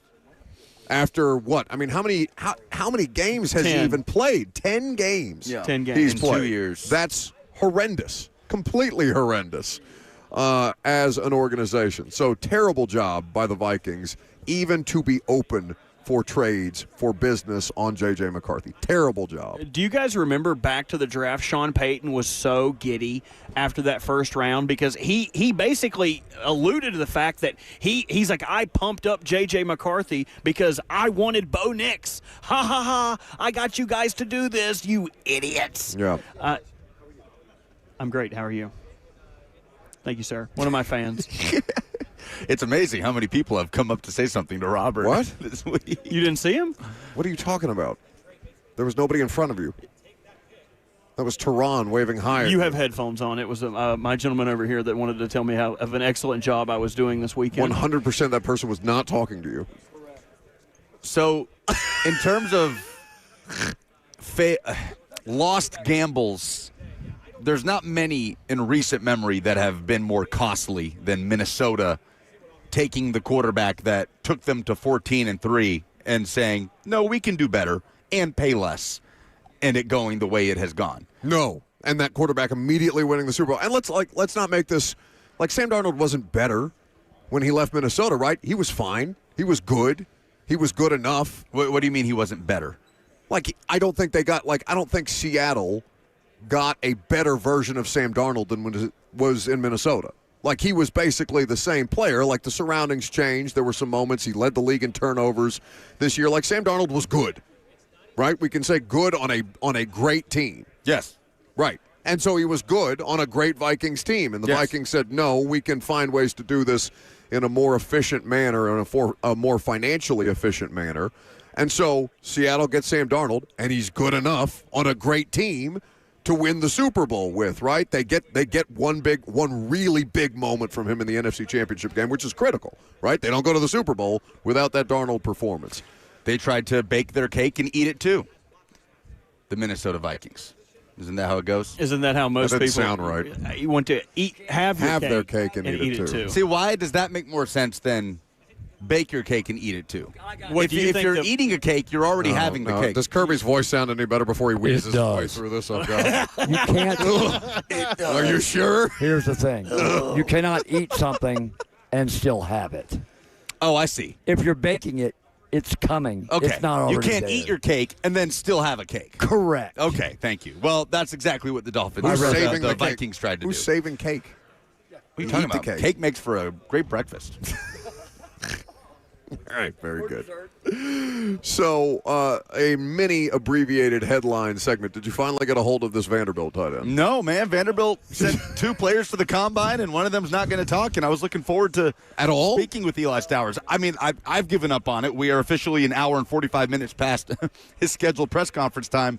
Brian Schottenheimer is up there talking to Dallas media. Not sure why he's speaking so late in the week compared to other head coaches who spoke on Tuesday, but yeah, I don't know that. If we are going to talk to Eli Stowers, I will miss out on him, and it will be Jim Wyatt, pretty much, the only one in attendance. Well, hey, I bet Jimmy's pissed. Jimmy needs to write some local stuff, and Jimmy been hunting down these Vandy finally has 2 of the best prospects at the NFL draft. Well, one of the best prospects at the NFL draft, and one super famous prospect at the NFL draft. Kenyon Sadiq did get up there, who is considered to be tight end 1 in this draft out of Oregon, just an athletic freak, and everybody asks this question hoping they get an answer like, yeah, they asked me what my mom's favorite color is or whatever outlandish questions you get. And Sadiq got that question and said, no, it's just been very cool. Just people just getting to know me. Nobody's asked anything crazy. What about Miles Kitselman? Kitselman was good. Talked about it a little bit earlier, but reflected on the season he had last year at Tennessee, reflected on how the Heupel offense changed some things and does, in a way, prepare him for the NFL. I don't think the tight end position is as big a concern as the receiver position is coming out of that offense, but gave a lot of love to Ethan Davis and said he expects Ethan Davis, who Tennessee fans have been waiting to break out for about 3 years now, he expects Ethan Davis to be a first-round caliber guy this time next year in the tight end class. So those are the players, the positions that are talking today. We will go to workouts later. We're going to take Robert into Lucas Oil Stadium. For him to go watch linebackers and defensive linemen run the 40 and Show do me a them big broad fellas. jump. Can't wait to see them bellies shaking. All of these great things. Whose belly's going to be shaking more? Yours with excitement or the defensive lineman running the 40? I will go with Big Citrus's belly will be shaking. Who, by the way, I loved at the eyes up here. Great views of the combine. Shame on you, really. Not the only thing that's shaking. Put it away, Kirby. There's people around. Kirby brandishing weaponry at Robert to try and keep him on. How did you get that past security? What the heck? That's a Bowie knife, Kirby. Jeez. That's what they protected the Alamo with. What's the movie Talladega Nights? The Jack Hawk 9000. How did you get a bayonet Kirby's got here? a Jack Hawk 9000 in his sock. Anyway. So we are looking forward to being in attendance for the drills. Actually, Lucas is going to opt out of the drills. He's got soccer to prepare for. What is this soccer game you have coming up, by the way?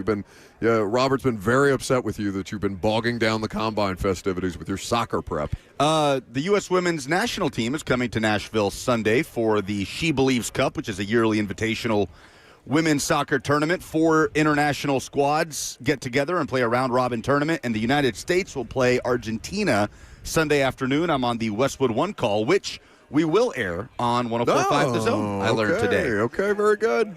So tune in. 4 p.m. Central is the kickoff on Sunday. Looking forward to it.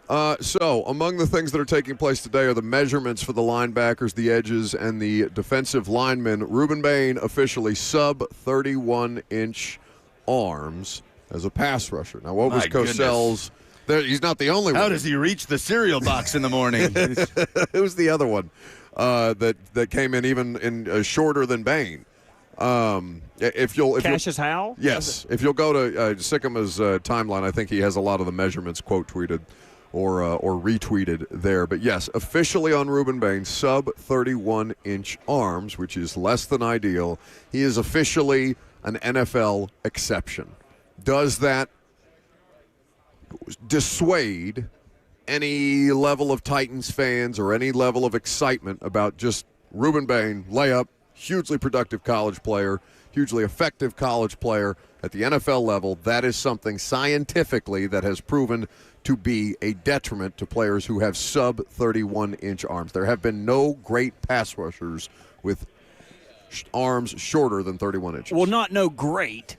I think the caveat was no Pro Bowl pass rushers or no all-pro pass rushers. Okay. You could still be an average to an above-average pass rusher and never make a Pro Bowl. Never. I mean, it's a crowded position. Every team has 2 to 3 of these guys. So, like, while I agree, there haven't been any Hall of Fame-worthy players that don't have this measurement. There have probably still been a ton of dudes that have been feasible plays on your defensive line. And we just talked to Ledard early in the first hour. If you missed it, you can go back and listen to the podcast. We'll have it on YouTube shortly. John was really good. And he talked about how it matters about how you use your arms. Like, his arm length doesn't necessarily get him in trouble, but it doesn't necessarily have to get him out of it either because he knows how to use his arms so well. But does it limit his ceiling? Like, are we willing to go that far and say Ruben Bain's ceiling is lower because his arms are shorter than any edge rusher we've seen have the type of success? Does it limit the ceiling? Hell yes. Right, the type of success that you honestly need out of the number 4 overall pick. Like, if Ruben Bain gets drafted number 4 overall and he turns into a decently productive player like a Derek Barnett, that's fine. He can have a fine NFL career, 10 years, whatever.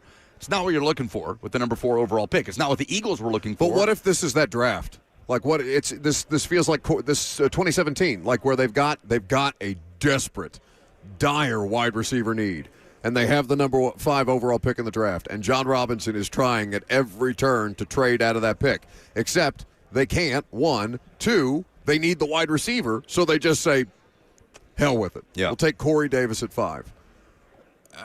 Corey was not a bad player, but if you're taking a wide receiver with the 5th overall pick, that mother better be Julio Jones. You know what I'm saying? Like, that's so I'm not saying that Corey Davis as a wide receiver is Ruben Bain as a pass rusher. I don't know that, right?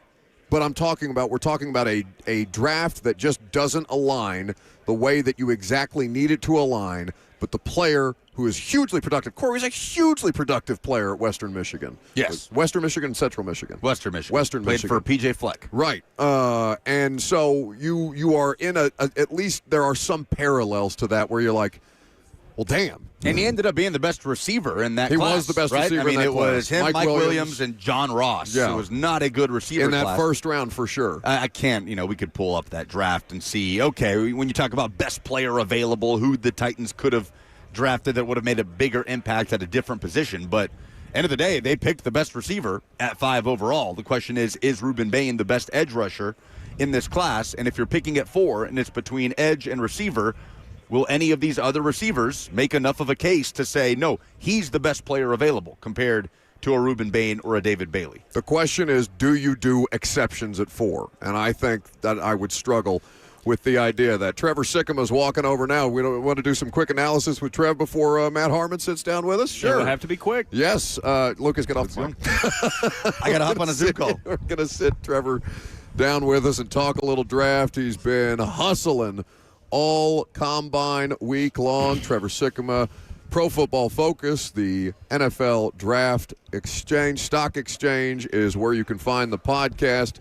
He does great work as always. Great to see you, buddy. Ooh, I'm glad I didn't have to totally big time you guys because I'd have felt awful about doing that. So I appreciate you being flexible with my wild schedule here. No, it's just fine. No, I just what have your big observations at the combine specifically been, understanding the prep that you've done leading up to Look, this? I mean, we thought it was going to be a defensive heavy draft, and it feels like that's the conversation of every single team that I'm talking to, like whatever it is. It's just so heavy on the defense and that emphasis. Of course, we've got a lot of the stars at the top. We're getting some of the measurables in today, so that's a big point of conversation for a lot of these guys. But so much is centered around how do we add good defensive players, whether it's in the first round, second round, third round. And I really do think that it might be 3/4 of this top 100 is defensive players. So it is a defensive draft this year. We were just talking about the measurements that are coming out. Ruben Bain, sub 31 inches on the arm length. Yeah.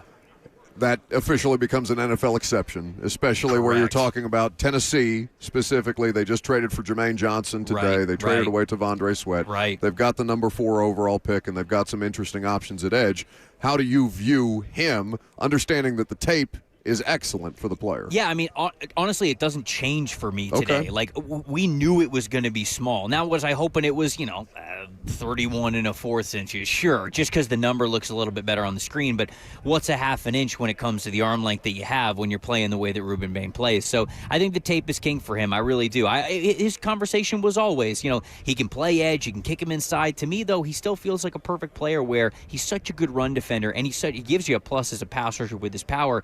You play him on early downs on the edge on first and second down, and then on third down, if you want to kick him inside to 3 technique and let him wreak havoc against guards because of his quickness and how quickly he can get off the ball and his great natural leverage, all that stuff, I still see an all-pro caliber difference-making player in Ruben Bain, even with those measurables. And and I know at Pro Football Focus, you guys obviously look a lot at tendencies. You're looking a lot at scheme and how the different players fit, what it is that they're being asked to do. It's why the Tavondre Sweat trade makes a lot more sense given Robert Saleh and what we know his defensive front would be. Right. So now you're looking at a situation where you've got a guy like Femi Oladejo, who was a transitional prospect last year, with Jeffrey Simmons an all-pro. Now with Jermaine Johnson he's right now your top edge guy as you try and figure out how to fortify that.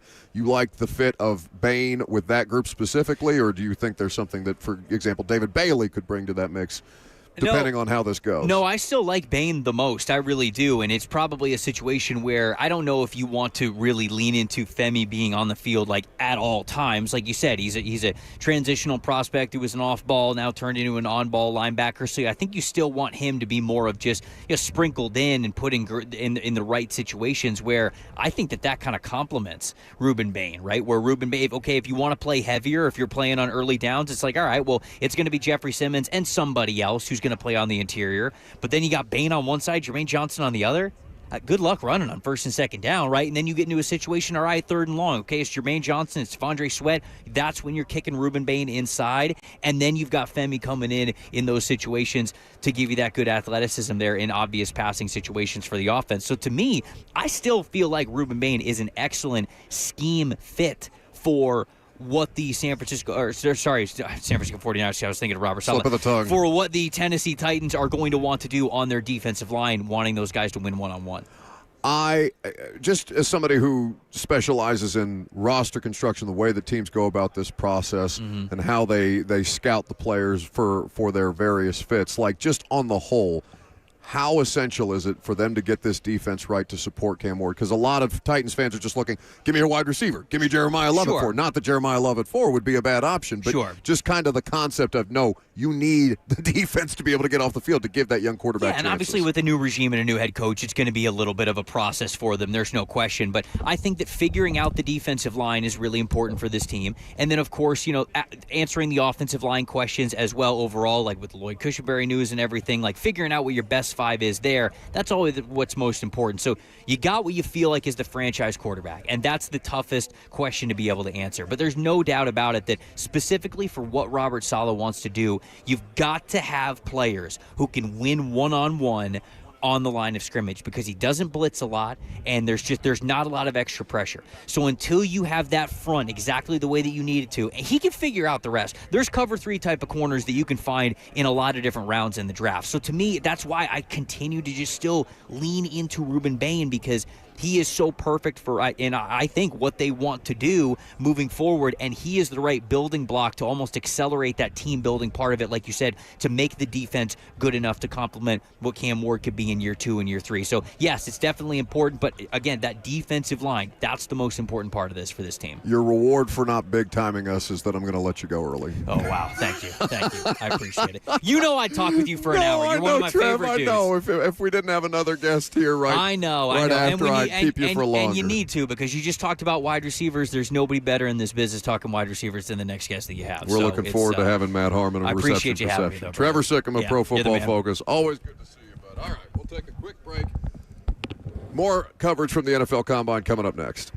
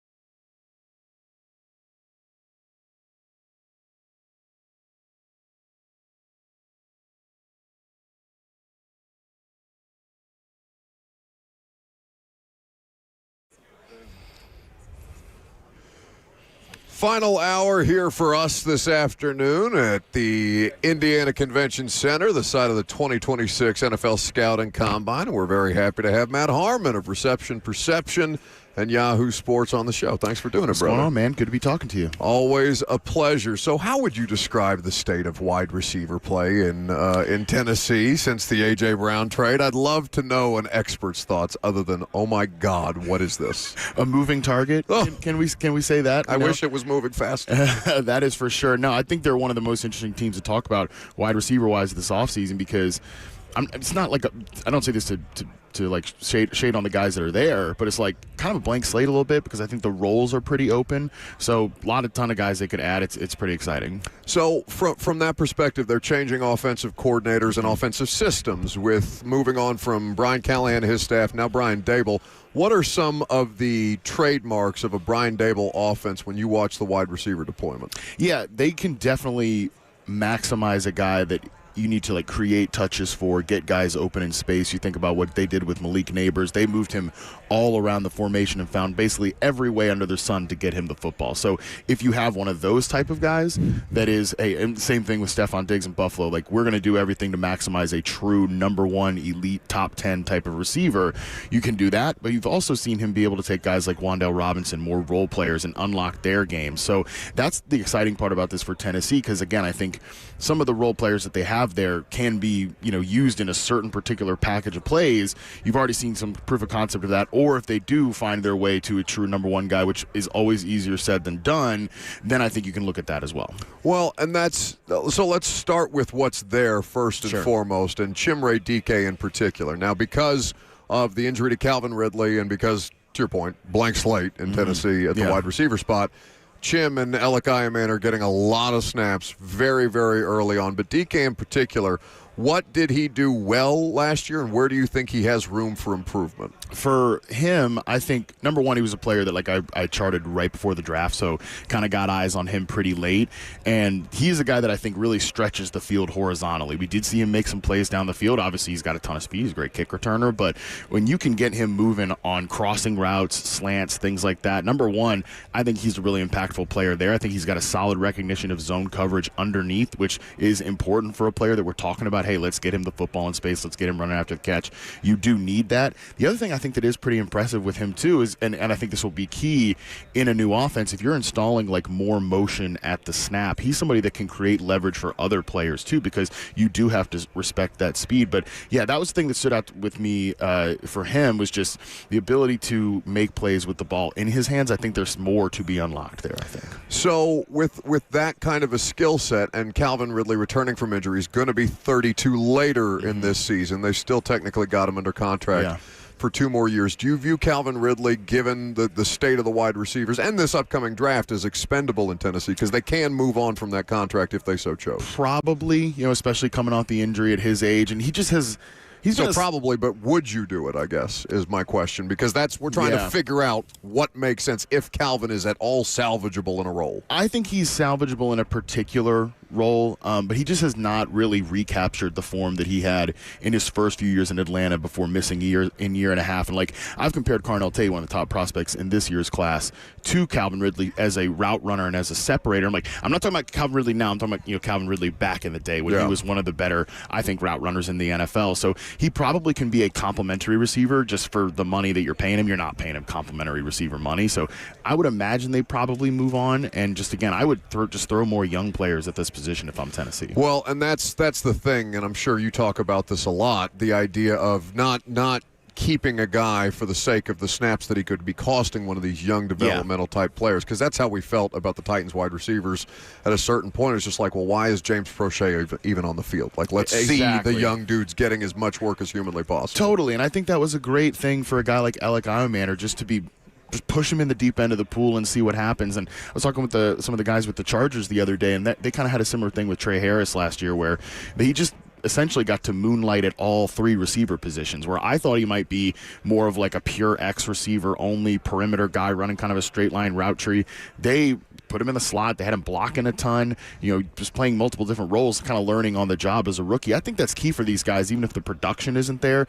Get that experience, get your feet wet playing. I think Iomanner is a guy that certainly got to do that last year. I would love to see him do more things this year. I think he does struggle to consistently separate on the outside when he's lined up as an X-only receiver, but he was a guy coming into the league I thought would be better on some of those in-breaking routes over the middle, especially if you can deploy him off the line of scrimmage. So, yeah, it's like you don't want the progress blockers to be there for some of these younger players, and that's kind of how I feel about guys like Ridley and some of the other guys they had on the roster last year. Matt Harmon, Reception Perception, Yahoo Sports is where you can see all the great work that he's doing as well, receptionperception.com, where they do incredibly detailed work on wide receivers and the scouting process. So from that standpoint then, talking about those young guys in this new opportunity with Brian Daboll, did you feel that the scheme last year under Brian Callahan was helping these guys in requisite ways? Because it just felt so difficult at every turn. And again, untrained eye, I'm listening to smarter people like yourself help me understand,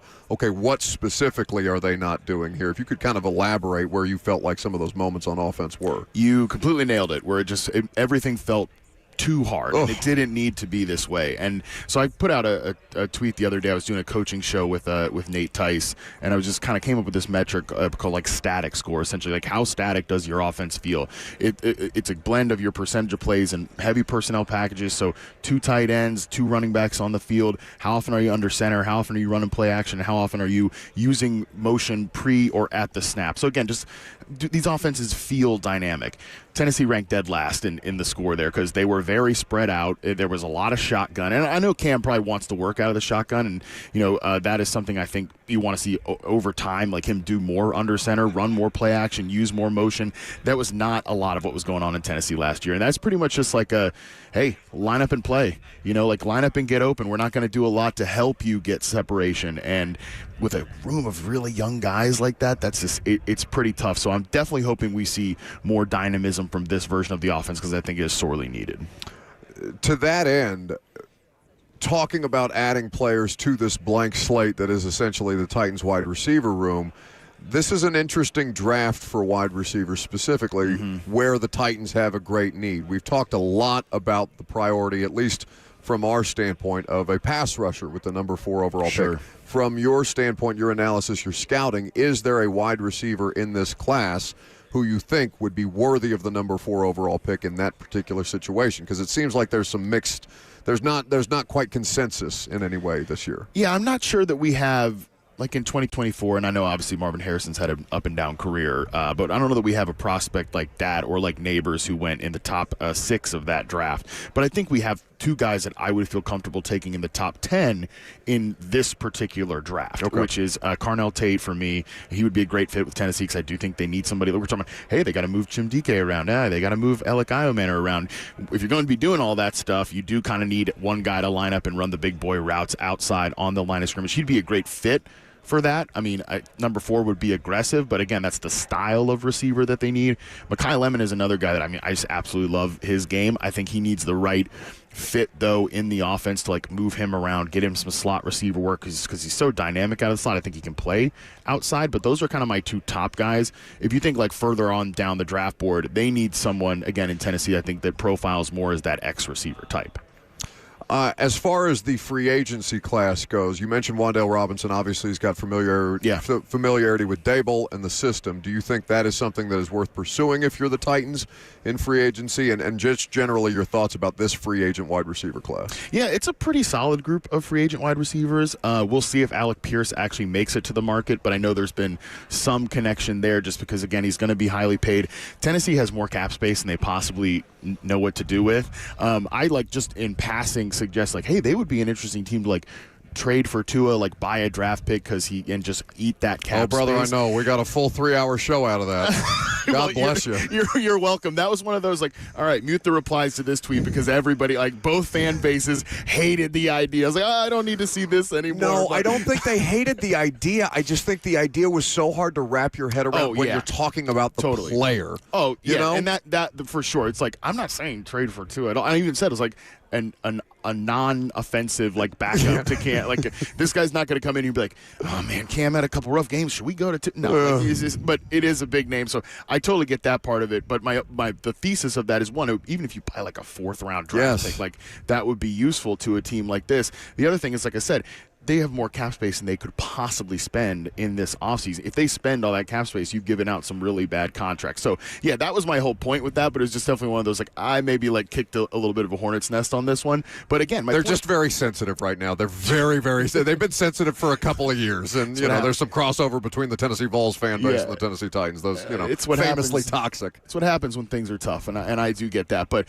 yeah, no, like, again, just with all of those resources there, they can afford to spend on a guy like Alec Pierce if he does – get to the market, and he does fit the profile of what I talked about, like as a X-receiver that can win in the vertical game.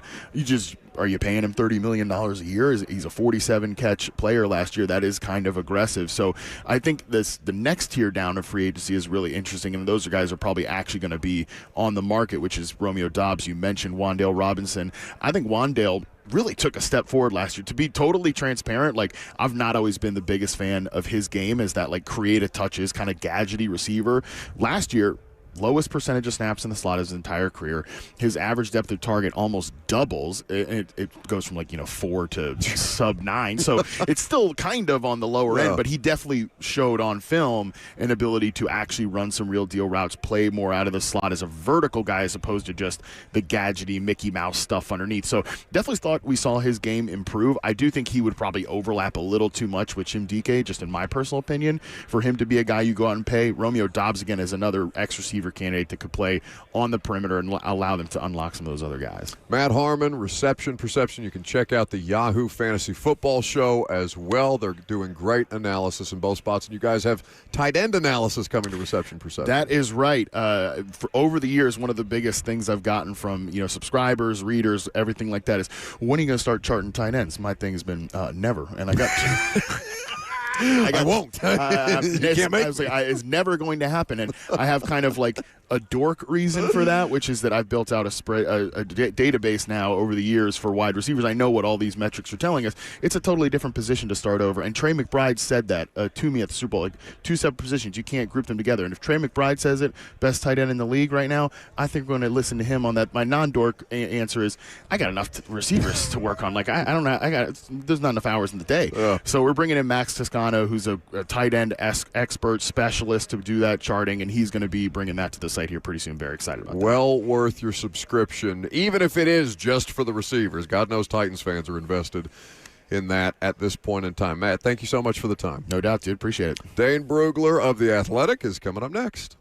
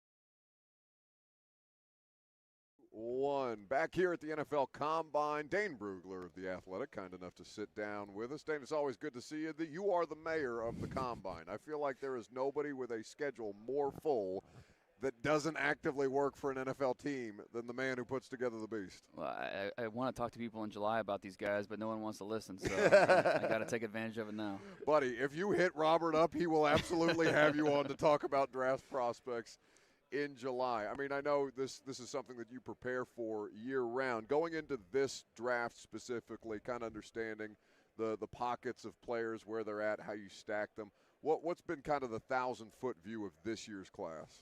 I think this is a class, specifically the top 15, where the theme is, because every draft has an identity, a theme. This year, I think it's just draft good football players. You know, I think we get caught up in chasing traits and focusing on upside.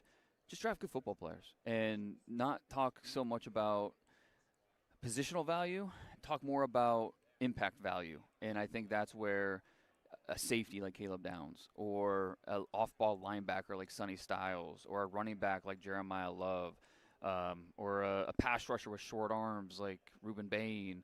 Ioane, guard from Penn State, is one of the best players in this draft. And so I think it's easy to get caught up in what a top 5, top 10 pick usually looks like, when I think the reality of what this draft is, we need to focus on just impact potential and how these guys can make some of these teams better. I think it's, and I'd be curious your thoughts on this, compounded by just kind of the state of some of these franchises with their roster anyway, talking about, you know, how many, everybody's got quarterback needs every year, it feels like, but this is a particularly unique free agency and draft class and kind of the ripple effects of that. When you talk about chasing trends, why do you think the league can get caught up in that sometimes?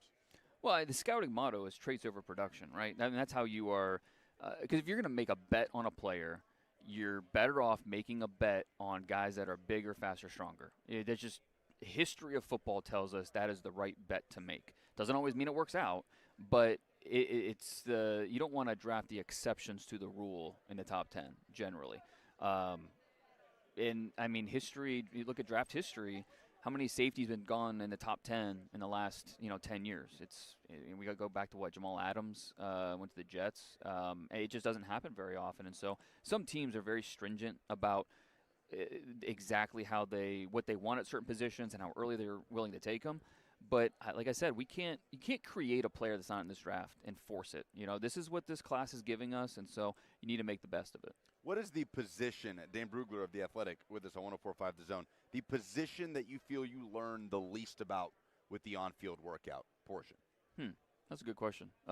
Usually it's the other way around. So the least, probably running back, I guess. There's just no substitute for a real game, because obviously you can see a 40-yard dash. I want to see what these guys do in the 3-cone. I want to see that. I want to see how they catch the ball too. But in terms of vision, patience, tempo, it can be hard to really put that into a drill where you feel like you're getting a really good sense for how they are in that area. Same thing with like the Senior Bowl and the Shrine, and it's just hard to do that in a practice setting. So the tape is king, especially for running backs. So I would say running backs probably the least, because at least that offensive linemen, it can be hard to tell just what type of athlete they are. So it's really helpful to see these guys go one after the other, especially so you have that immediate frame of reference. You know, Spencer Fano, Monroe Freeling going almost back to back is really helpful to tell, hey, when you compare them one to the other. Corners, safeties, I want to see that back pedal. I want to see, how you move in space. Same thing with defensive linemen. So, yeah, I think if in terms of least, it would definitely be the running backs. The frame of reference that I usually look at the Combine through is through just a college football lens, first and foremost, which I know is not the norm here this week. But I'm curious if there's a program to you as you do your draft prep and you see X prospect and another, and you're saying, how are these guys 6-6 or 7-5? Like, which college fan base is going to be grumbling at their TV the most as they watch guys hear their names called off of a disappointing season?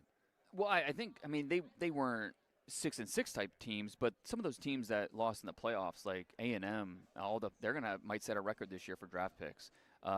Ohio State, they had 14 draft picks last year. They're going to come back and have 4 or 5 go in the first round, and some of them pretty highly. So for the Ohio State not to win a playoff game this year, that I think still sticks with that team because of all the talent that's going to be coming out in this draft. So yeah, those two immediately come to mind. They got the teams that were made it to the playoffs, but they couldn't win a playoff game, even though they had this roster full of talent that'll equal double-digit draft picks on draft weekend. I couldn't even win a Big Ten championship game. Pity. I mean, what a shame. Hey, look. What a shame. I'm an Ohio guy, so.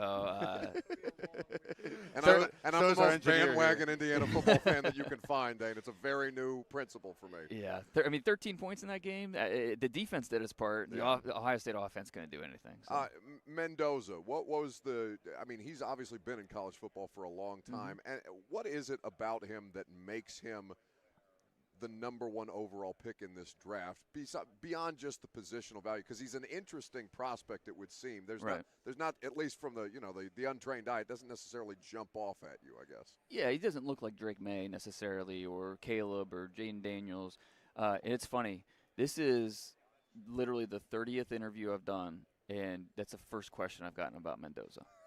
The first one. The number one overall pick in the draft. Because it's just it's set in stone, right? That he's going number one, right? When's the last time it was this? I mean, not that long ago, surely. Like, are we talking about Caleb last year, I guess, or 2 years ago? Yeah, well, I mean, even last year I think we knew Cam was going to go one. So, but, yeah, this one felt pretty set in stone early, But I think to answer your question, I liked him a lot over the summer. I mean, he entered the year number 19 overall in my top 50. So I thought, okay, first-round pick, like he's a good player, can be an NFL starter.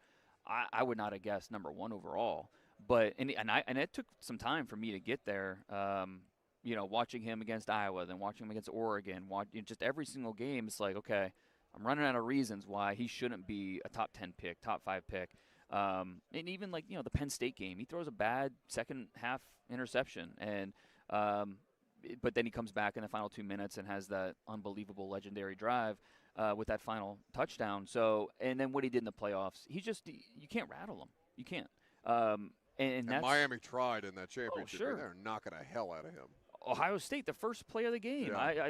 I was like, as a just general enjoyer of college football, I was bummed out when that happened. I was like, oh, great. Now Mendoza's out. We're not going to see a good game. Ohio State's going to roll.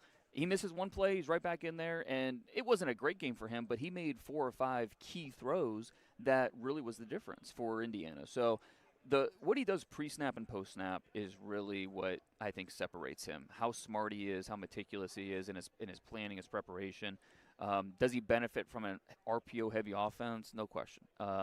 Where a lot of the reads are defined for him. Like he knows based off of what the safety's doing, okay, I'm doing this. So there's not as much post-snap thinking for him to do, but in those cases where he had to, he did it at a high level. So that, and then the accuracy, as long as you're not deficient in the physical areas, and he's not, he's big enough, mobile enough, and the arm strength is certainly good enough. I think that even though he might not be as physically talented as some of these other guys we've seen, he is not deficient in those areas, but he's well above average in terms of the processing and the accuracy. And when it comes down to it, those are the two most important traits of a quarterback. Dane Bugler of The Athletic here with us on 104.5 The Zone. You can read all of his work and get ready for the beast that will soon be upon us at theathletic.com. Well worth your subscription on a number of fronts. The most explosive offensive player in this draft is Jeremiah Love?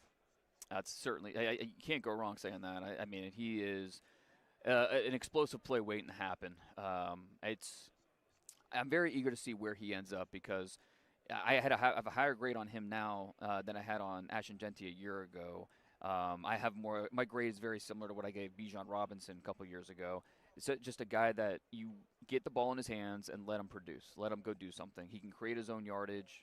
Let him run routes. Let him put him in the slot. Let him not just screen routes, but go down the seam. And he can do these different things because of the type of athlete he is. The ball skills are fantastic. He's a lot of fun to watch. The twitch, the explosion. So I think that there's a reason why he's going to be, if you're going to be a running back and go in the top 10, you better be pretty good, and I think he is. Well, I ask because there's a conversation among Titans fans, right? They're trying to figure out, what can best support Cam Ward at this point in time. But it's also, we saw how many cheat codes there were for these teams in the playoffs this year with great defenses, just giving the quarterback that support, getting off the field, giving them additional opportunities, whether it be Bo Nix, Drake May, C.J. Stroud, any of these guys who were competing or trying to win the Super Bowl this year, and obviously Seattle being one of the best, if not the best, at the end of the stretch run here. The conversation has largely been about edge and wide receiver. They're picking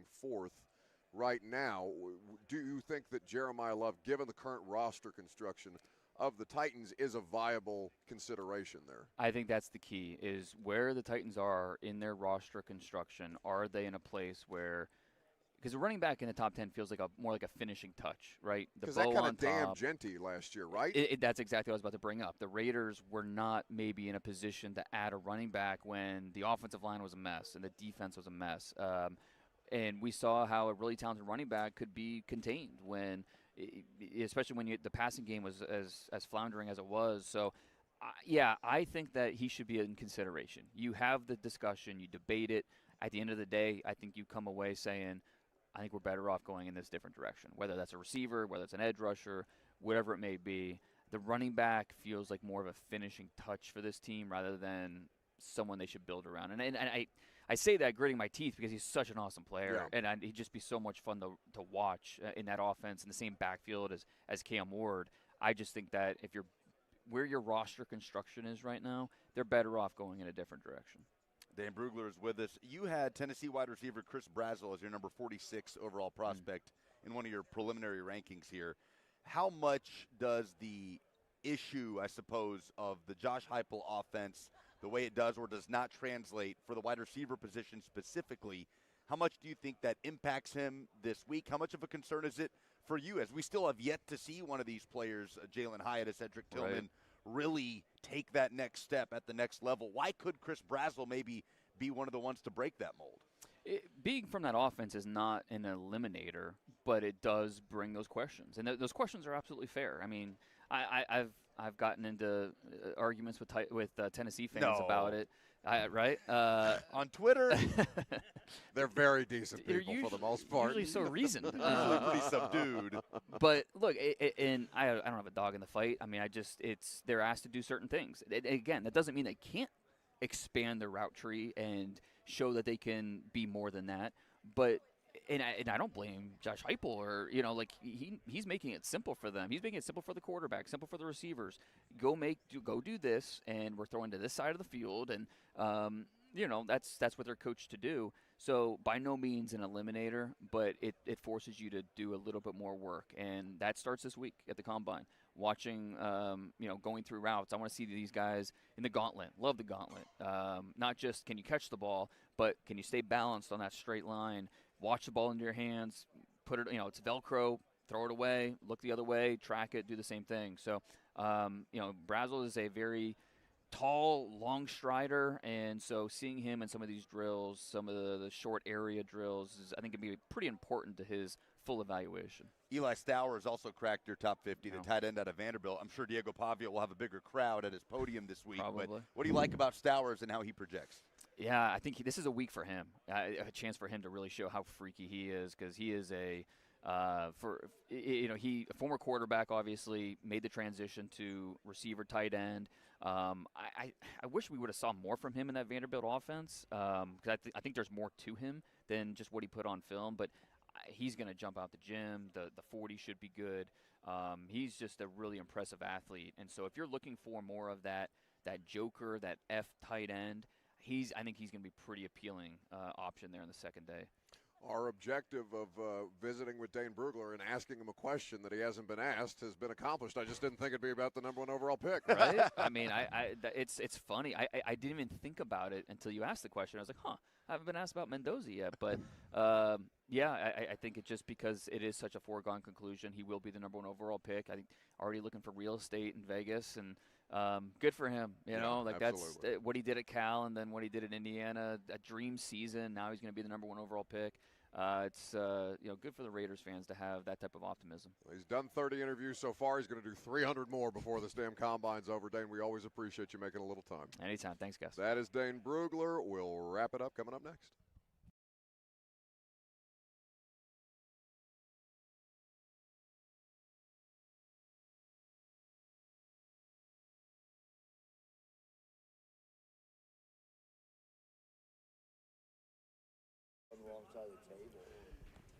Hey, Lucas Panzika here from Indianapolis. It's been a great week. We've had a lot of good food, but I'll tell you what I miss more than anything back home. It's Hattie B's hot chicken. I cannot wait to get back into Music City to sink my teeth into a half bird. I'm going to be hungry, medium heat, the southern greens, the pimento mac and cheese.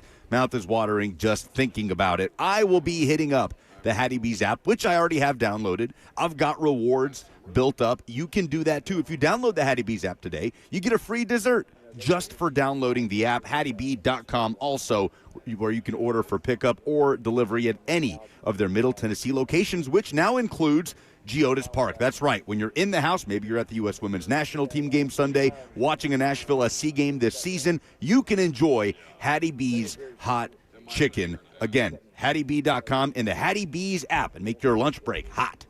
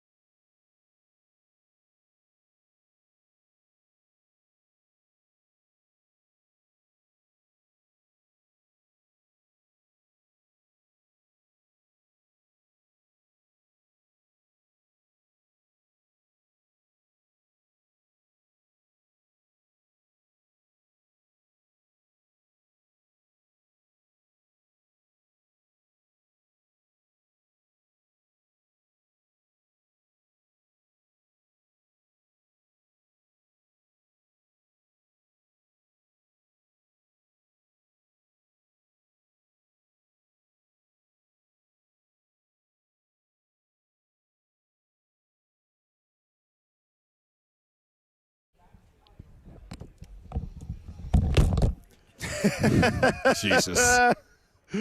Welcome back to the show. Crashing through in tremendous fashion. We're happy to have you here in Indianapolis, wrapping up another day of fun combine coverage. We had a great time. Welcome to the show, by the way. I know. I feel like I've been here for 5 minutes. Yeah. By design, clearly. Yeah. What have you been doing? Wasting time waiting for Eli Stowers, who I guess never showed up unless he did when the room had totally cleared out. You think he just walked in there and said, oh, nobody's here. Yeah. I can leave. I mean, by the time, the only people left waiting for him were Jim Wyatt and a couple of folks here from Vanderbilt's, athletics digital team. So, wasting time waiting for Eli Stowers, but some good conversations with Jermon McCoy, a couple other prospects, and a lot of good stuff going around today. Miles Kitselman was great as well. We have to talk about some Big J journalism being done, don't we? Oh, hold on. Someone's ringing me. I might have to take this. Oh, Adam. Adam, hello. I'd love to do dinner. Of course. And you'll pick up the tab. Tom Pelissero will be there. Oh, rap sheet. I'll think about it. I'll have my people call your people. Don't call me. Thanks, buddy. Don't call the bad phone. I'm busy. Don't call this number again. Oh, the bird signal is up. Someone needs me. You know what? I think we have a perfect example of the bird signal. Ross, do you have at the ready Robert Walsh's investigative journalism question being done during the defensive backs portion of media availability today? Is this with Brandon Cisse? It sure is. I do have it. All right, let's hear from investigative journalist Robert Walsh. Have you met with the Titans? Met with the Titans? Yep. Yes, met with the Titans this year. How did that meeting go? It went great. Great coaching staff, defensive-minded head coach, so somebody I looked up to, and I watch his scheme all the time, so great coach. What did you think of what? Did you meet with the Giants? Wow. Did you meet with the Chiefs? Wow. Did you meet with the Raiders? What can I say? Little low on audio there. Ladies. Yeah, your audio sucks. What were you doing? I was surrounded by a bunch of large men. No, you were close to the speaker. How the hell does it sound that muffled? I don't know. He can fix those things in post. I just do the learning. I do the footwork. I do the who's going to carry the boats? Me. Now who's going to carry the birds tonight? Dennis Kelly. Well, not only did you get a scoop on Brandon Cisse's meeting with the Titans and his affection for Robert Saleh and his defensive scheme, but you have also prompted a clarification tweet from an NFL prospect with a question of yours. When you asked Tennessee corner Colton Hood, what's the biggest difference between playing for Coach Prime and Josh Heupel? He didn't want to talk about Prime, but he did say Heupel cares about his players, started glowingly praising Tennessee's head coach, which people took and ran with, saying, Colton Hood saying Deion Sanders doesn't care about his players. Colton Hood has taken to Twitter and said, by no means was I throwing shade at Colorado or Coach Prime. I said I wouldn't get into differences, and I proceeded to only talk about my previous school, as I assumed that was the best way to go about answering the question. You started controversy. A true you really baptism. are a journo now. Dude, we can joke about this all we wanted to. Speaking of, Jim Wyatt just texted me, Eli Stowers is up. Oh. I might as well go talk to him. No, for God's sake. I waited for an hour. All right, get out of here. Be gone. He hadn't done the show all day. What do we need him now for? Let's look at this idiot. From a personal... He has spent 3 hours trying to get 5 seconds from a tight end. I get it. I get it. Hey, make sure to ask him if he's met with the Titans. Okay. One of my bucket list things. It is so quiet here in here, and you just screamed across the convention center. It wasn't as bad as when I told everyone around us that you were fat-shaming me earlier in the show. I was screaming that. And I will do it again. It was, nothing is worse than you getting 3 retweets and saying, 4. Because 5. Again. I know. Nobody tweets you. It's okay. It's not that. No, it's that. Partially that. I had to make you put your phone down during breakfast because you got 20 likes on a tweet. This stuff just tickles me, man. Like, one of the bucket list thing for me was to go here. And then the secondary bucket list thing was to participate and be a cog in the machine. And just, I appreciate Lucas giving me that question to ask Colton Hood. I'm not going to take credit for it. That wasn't from me. That was from Lucas. It's just... That's the only reason he read it. It's just stinking cool, man. This whole thing is just cool. Like, getting to talk to people that actually care about this, and like they feed their families by ingesting the information that happens this weekend, like being surrounded by so many smart people, so many people that are in the know. It's just This is just cool, man. I don't think it gets any better than this. I don't know how we're going to – see, we need to do a social media video where it's like nobody tells you how hard it is to go from this.